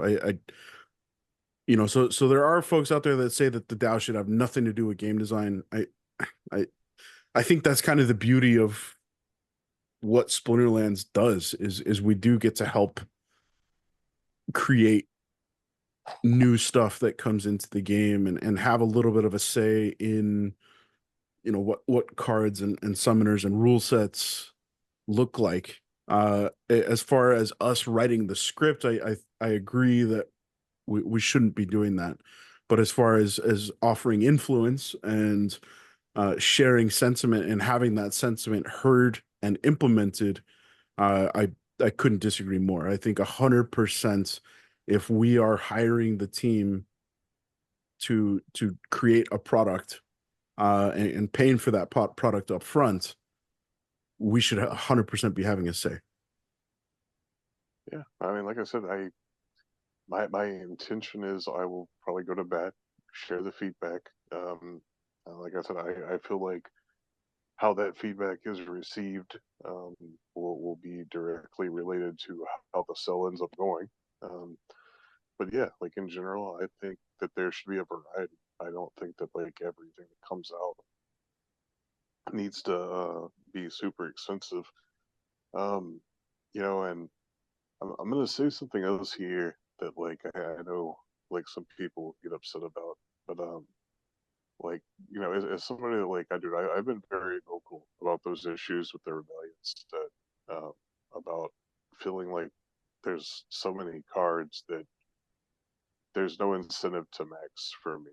Um, especially like a lot of the comments like you're saying where it's like I'm gonna have to invest 2 to 3 times cards to get a max level, and like all I'm doing is chasing like an HP bump and like maybe like an extra armor or like one extra speed. And then like depending on the rule set, that one extra speed could be a plus or a minus. Obviously the health is always generally good. But like looking at these current promo cards, one thing that I was saying like from the get go is I feel like a lot of people that are playing at top level play will probably at least get like one BCX of legendary, because I think it has so much potential to be pretty like crucial to the meta. Having that extra like one hit sponge. I think on some level it's like a little bit of a double edged sword when we're talking about not having the incentive to level these cards up. Obviously, I think from like a economy design, I think it makes more sense to always have the incentive to be stacked towards you want people to be leveling up the cards. But as somebody that is like pretty tapped out personally, I can say that like I personally don't hate the idea that I can get away with not maxing these cards. So like on some level, like maybe do we also need to like reframe some of our expectations of like, should I be looking at this as a like a $500 legendary card, or like what should I can't even 11, yeah, 550, right? So like if we're going off retail pricing, $550, is it how I should be looking at this, or should I be looking at this as more of like $150 card, because I'm only going to level 2? And of course, like that's not. I don't know if that's the mentality we want to be shifting the community to. But like I'm telling you point blank, like I literally got a level 4 of the rare, and I doubt I will, unless like there's a bunch of cheap copies on the market at some point in the future. I'll probably never even think about it again, unless I just had access to it. But yeah, like like I said, I do agree that I think they're way too overpriced, and I will definitely be sharing the sentiment with Matt. Um, like I said, I think on some level, like I said, this is a learning experience that if we are unhappy with this experience, that going forward, we would either reject future opportunities to do this, or we would reject them until the terms are more favorable to meet the expectations of the DAO, right? So like if the DAO is unhappy with how the team manages this promo cell, you know, in the future, we'll be like, you know, hey, we're not going to be doing this again unless you know, you can agree to some terms. And I mean, I think to some extent we've kind of seen that. Like, remember, the DAO did shut down, I think, two of Matt's like funding request proposals. One of them was to run the Bitcoin halving promo. The DAO shut it down and said, like, you know, we don't like the terms, we're not paying for this. So they did it anyway, and they ended up basically coming out about the same as what they would have got if the DAO had paid for it. So it was basically like it would have probably been break even for the DAO, I guess. But you know, like I think that was a good learning experience. It helped shift my expectation because I thought when the DAO rejected it, it was like overall community sentiment saying we don't want this, but you know, and right now, like I said, like clearly I'm hearing a bunch of people saying they don't like the way these promos are going. But what I'm telling you is like while I agree, while I intend to share the feedback with Matt and like, you know, he explained to him the situation, I do think it's going to ultimately come down in his mind of like he's going to probably measure the success based on how the cells do. And if the like I said, if this thing goes to like 200 million deck, uh, you know, I'm gonna have a difficult time arguing with him that it's not successful. Does that make sense? Yeah, understood. Yeah. I mean, like whether or not I agree, I'm just saying like presenting the facts. He's like I mean Matt's a very factual guy. I'm sure you guys have probably figured this out, but like I don't think he spends as much time on like the hypotheticals, the theoreticals, and I don't think he really taps too much into the emotional side of the stuff. And you know, I think for better or worse, you know, like that's who he is. That's how he is. And I think that you know, like there's a lot of things I really like about Matt, right? Like you know, I think he's much more grounded in a lot of respects. I think that his approach to the game design and like a lot of the stuff he's doing feels a lot more sustainable to me. Um, you know, I also feel like in other ways he may be a bit out of touch, or he may not, you know, be necessarily like reading the room as much, right? Now, I think it's easy to like kind of like sit back and make that criticism without like, you know, understanding like the full scope of everything he's doing. But you know, I gotta say so far, like there have been multiple issues where like I've disagreed, second guessed him, and been proven wrong. So like you know I've got to also be willing to take that into myself. But like sometimes like I may offer criticism of the way he does things, and then get proven wrong. So like to some extent, like I have to give him the benefit of the doubt that like I could be incorrect on this issue too. So like I said, like while in general I do tend to agree with you guys that I think that the way, especially this first match is being handled, I don't really personally like it. I think that it's probably put me in a position that whatever the second round of cards are, I'm going to have a hard time personally participating, whether I want to or not, like, you know, regardless. Um, that said, you know, I think that the reality of the situation is going to be dictated based on how it performs. And I think if it underperforms, I have a lot easier opportunity or a lot easier time convincing that like, you know, maybe you need to reevaluate this situation. Like, you know, it's hard to go to somebody and being like, hey, you're wrong, this is a bad idea when it's working. You know what I'm saying? Like it's just it's the situation that we find ourselves in. Yeah. I mean, it's not easy. And I realize that, you know, Matt's got a ton on his plate as a CEO.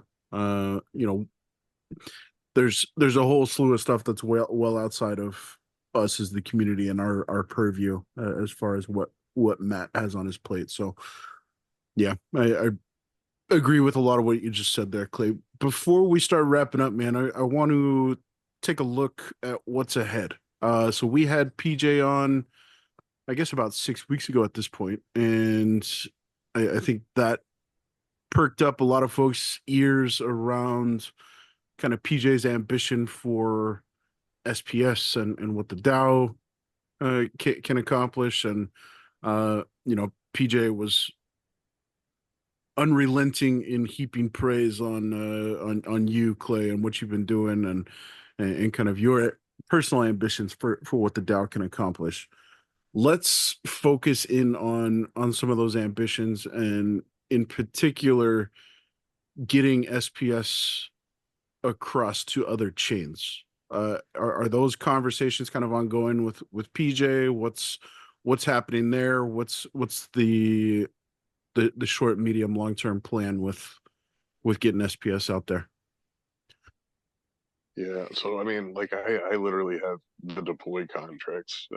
He's giving me the deploy contracts, but it's slightly more complicated than just wanting to go do the thing.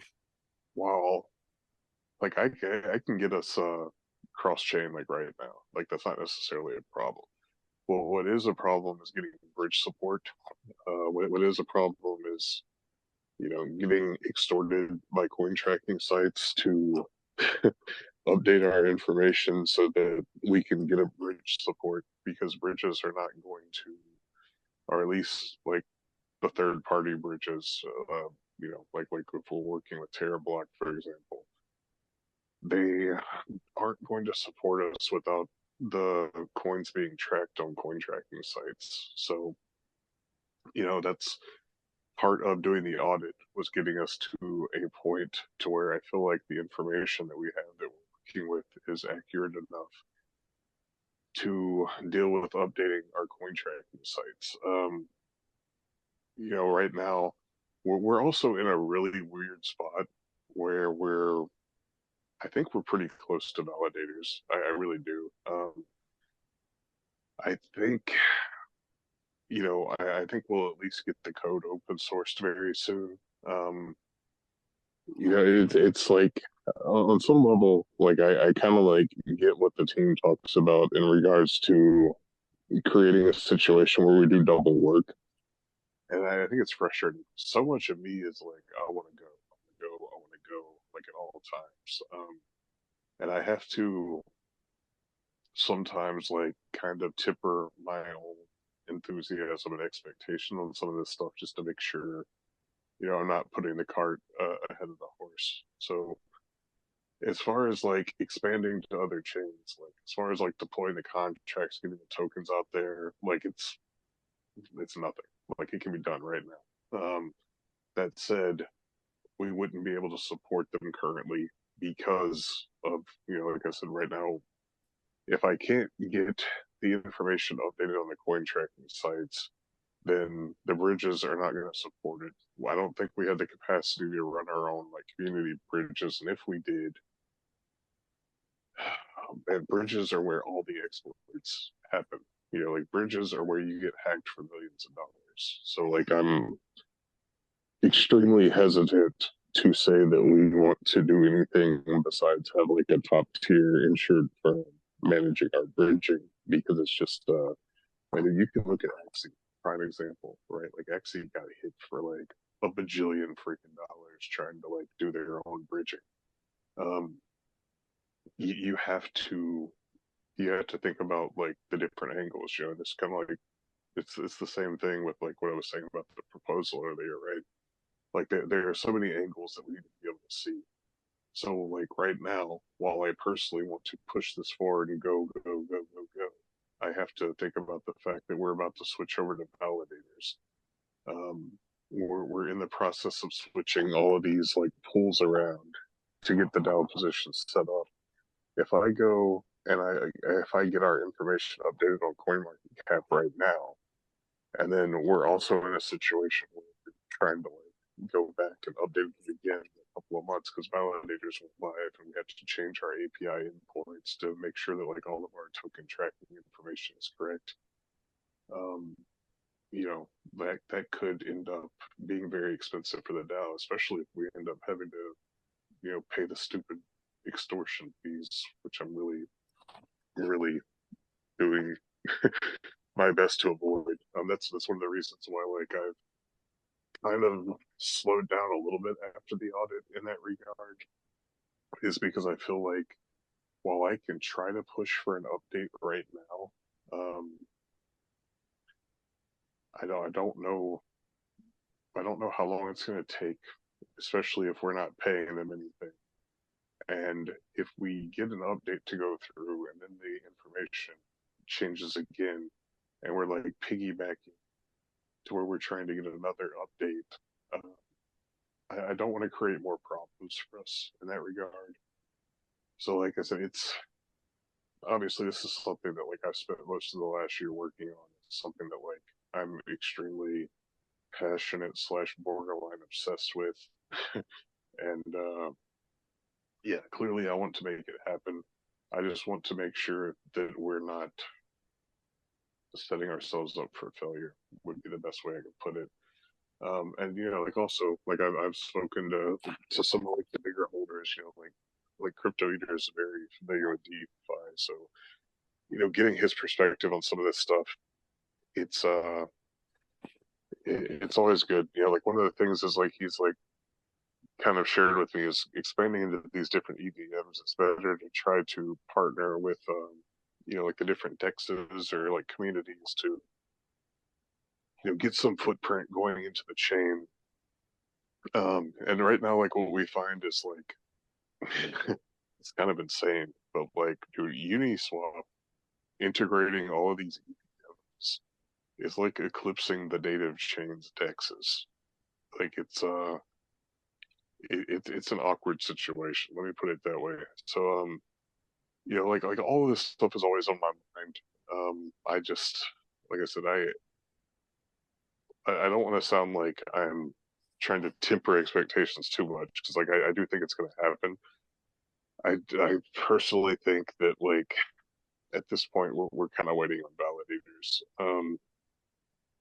And like the main reason I'm saying that is like I don't want to get us into a situation where we can't get our token information validated and like updated on these coin tracking sites because we honestly I mean we can't afford it. Like we can't afford to pay their crazy fees.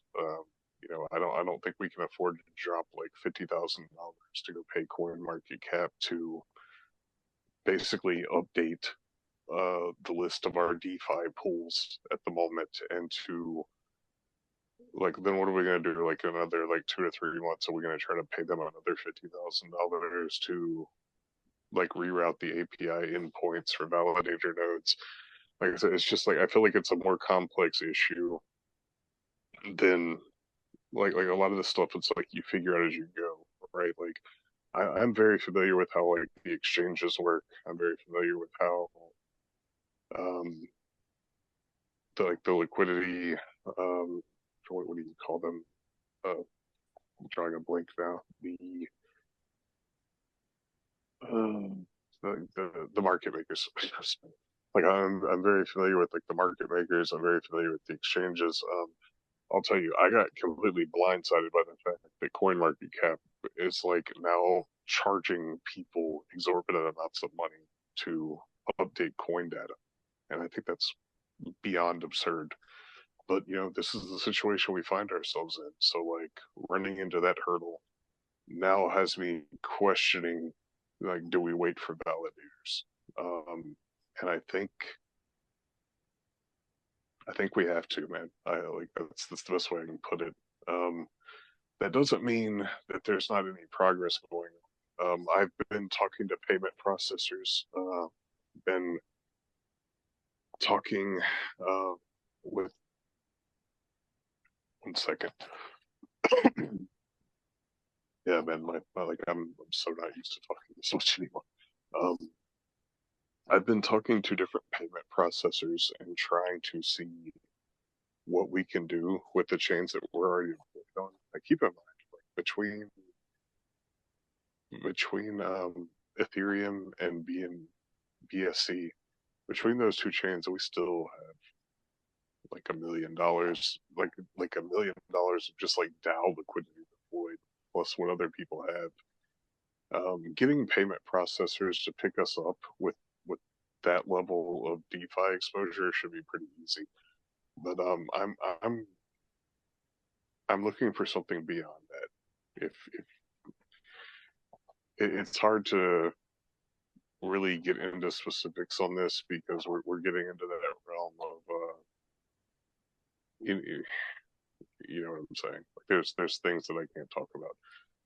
But like the best way I can put it is I'm trying to work on something that I think could be potentially big, and I don't think it's going to be hindered in any way by not expanding into new chains at the moment.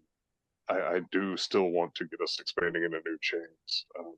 I think that currently it's validators. Like I hate that that's the response that I have to give you because I feel like we've been given the validators response for so long.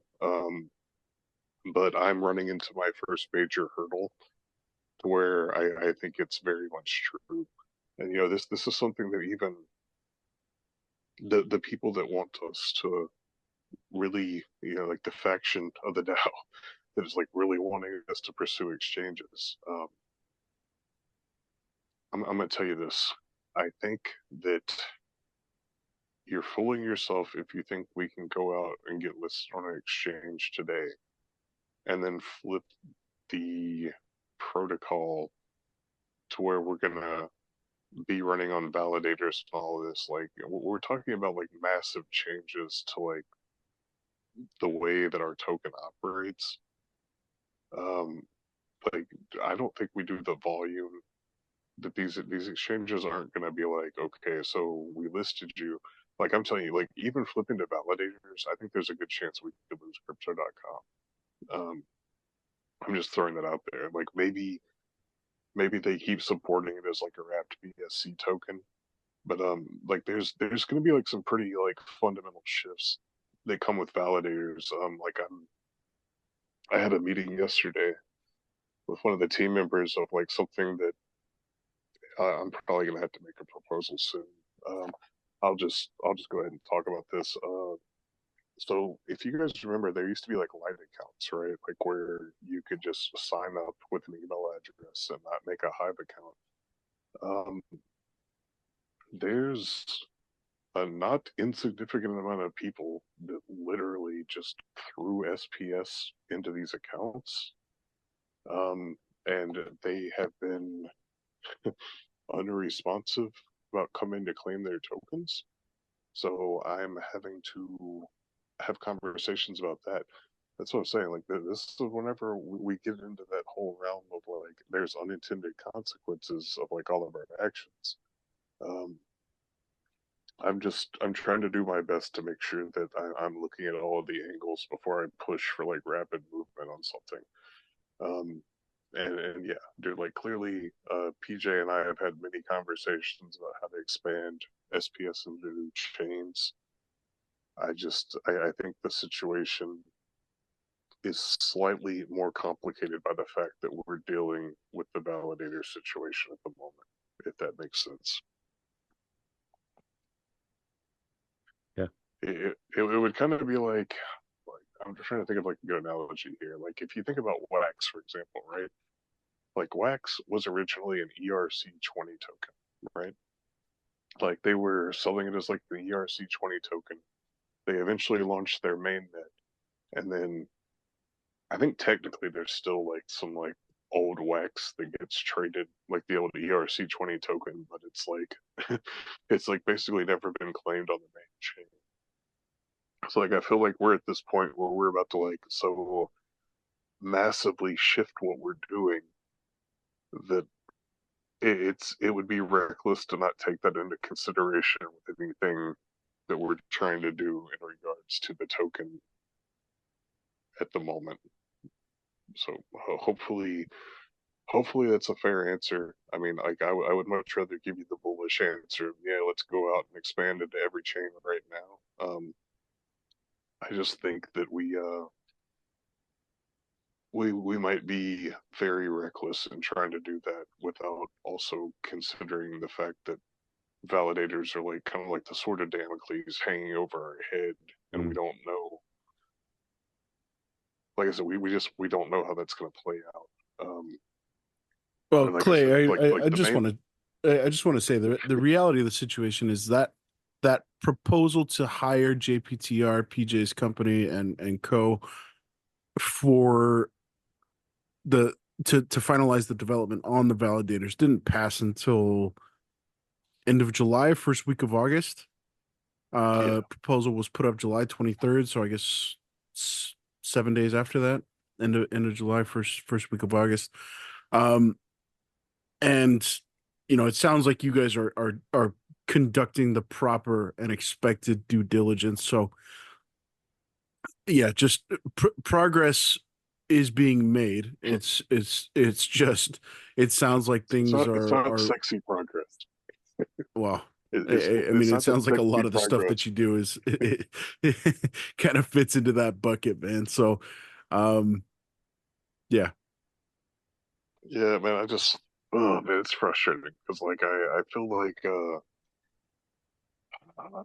there's so many times that I'd like to like dude, like I'm not a hype man. Like I can tell you, like if you guys haven't figured that out, like I'm not your hype. Like I'm very grounded and realistic. And as much as like I am personally very hyped on the idea of expanding to new chains and like expanding our DeFi footprint, like we're making progress, and like I try to.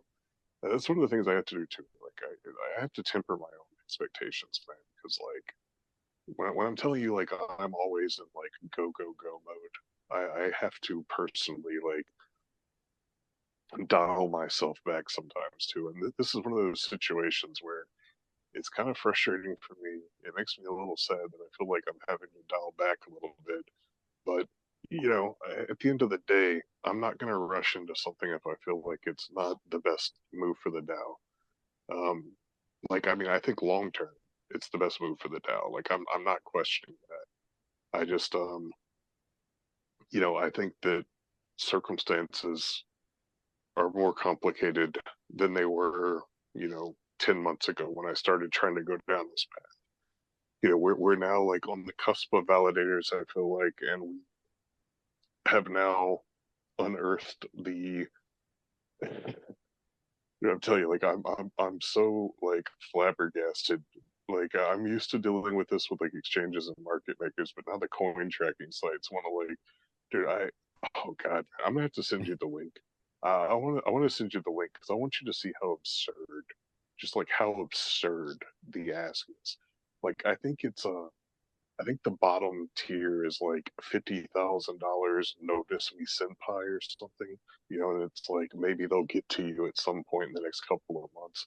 And it's like $150,000 if you want us to like give a shit in the next 30 days.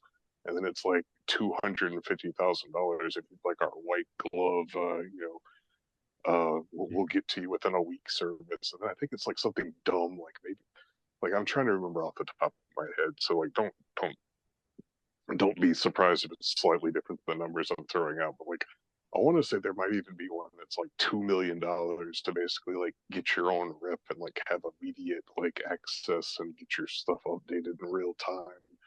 But just like, dude, this is like it's the coin tracking site, right? Like it's like this is the direction the industry has clearly moved into. Man, I remember whenever Binance bought CoinMarketCap, I was like, that seems really weird, like a major conflict of interest. And now I'm seeing CoinMarketCap has gone completely pay to play, and I'm just like, oh, dude, like I'm disgusted by it. Like I don't know how else to put it, but like it's the reality of the situation. I can't change the reality of the situation. But yeah. So moral of the story, I feel like we hit a bit of a roadblock, and I have to slow down a little bit and wait for validators.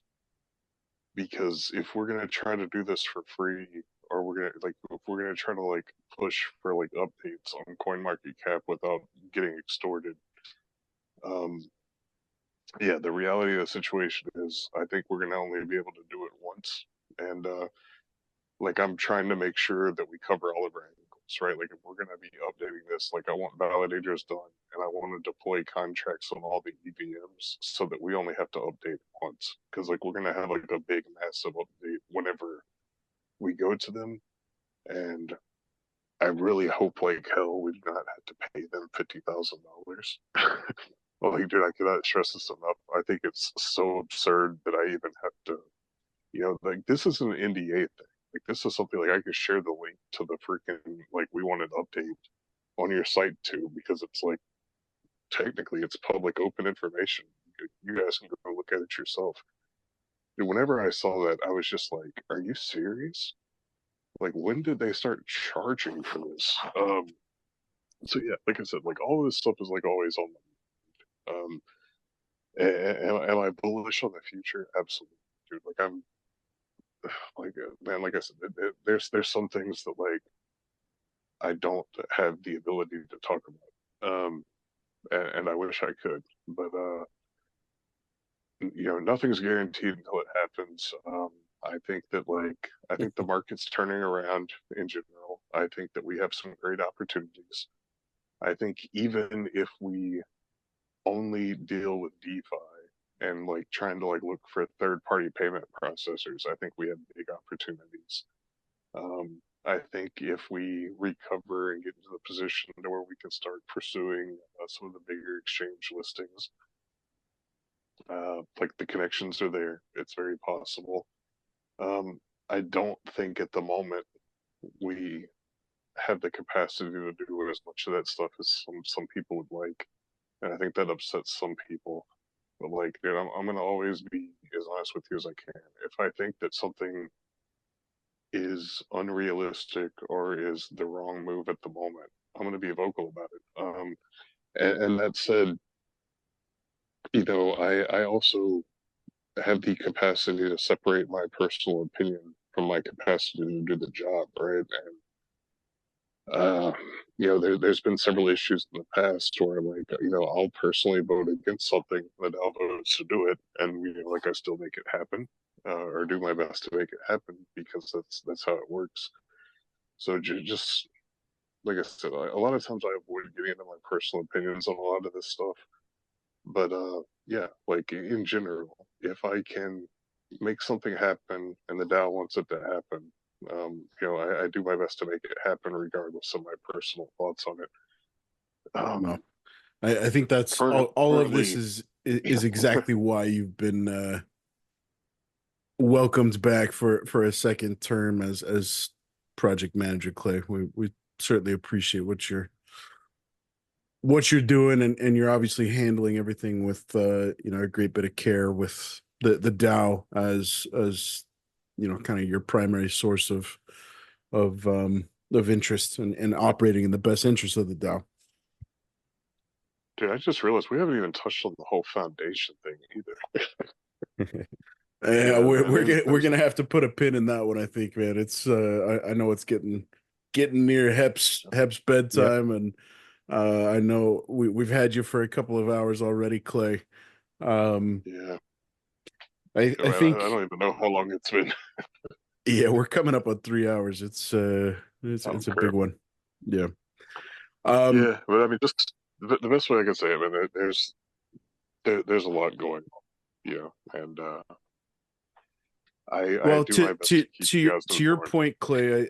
I think a lot of this stuff is going to happen in due time. And it looks like assuming we get validators across the line in the next 3 to 6 months, which should pave the way for getting SPS cross chain, which should hypothetically line up with some of the action in the bull market picking back up again. It feels like we're ticking the boxes at the right time, and we should have, you know, some alignment of stars here in the next 3, 6, 9 months, and hopefully, you know, all the analysts out there are correct in saying that, you know, we still have yet to see the full magnitude of what this bull market can bring to crypto.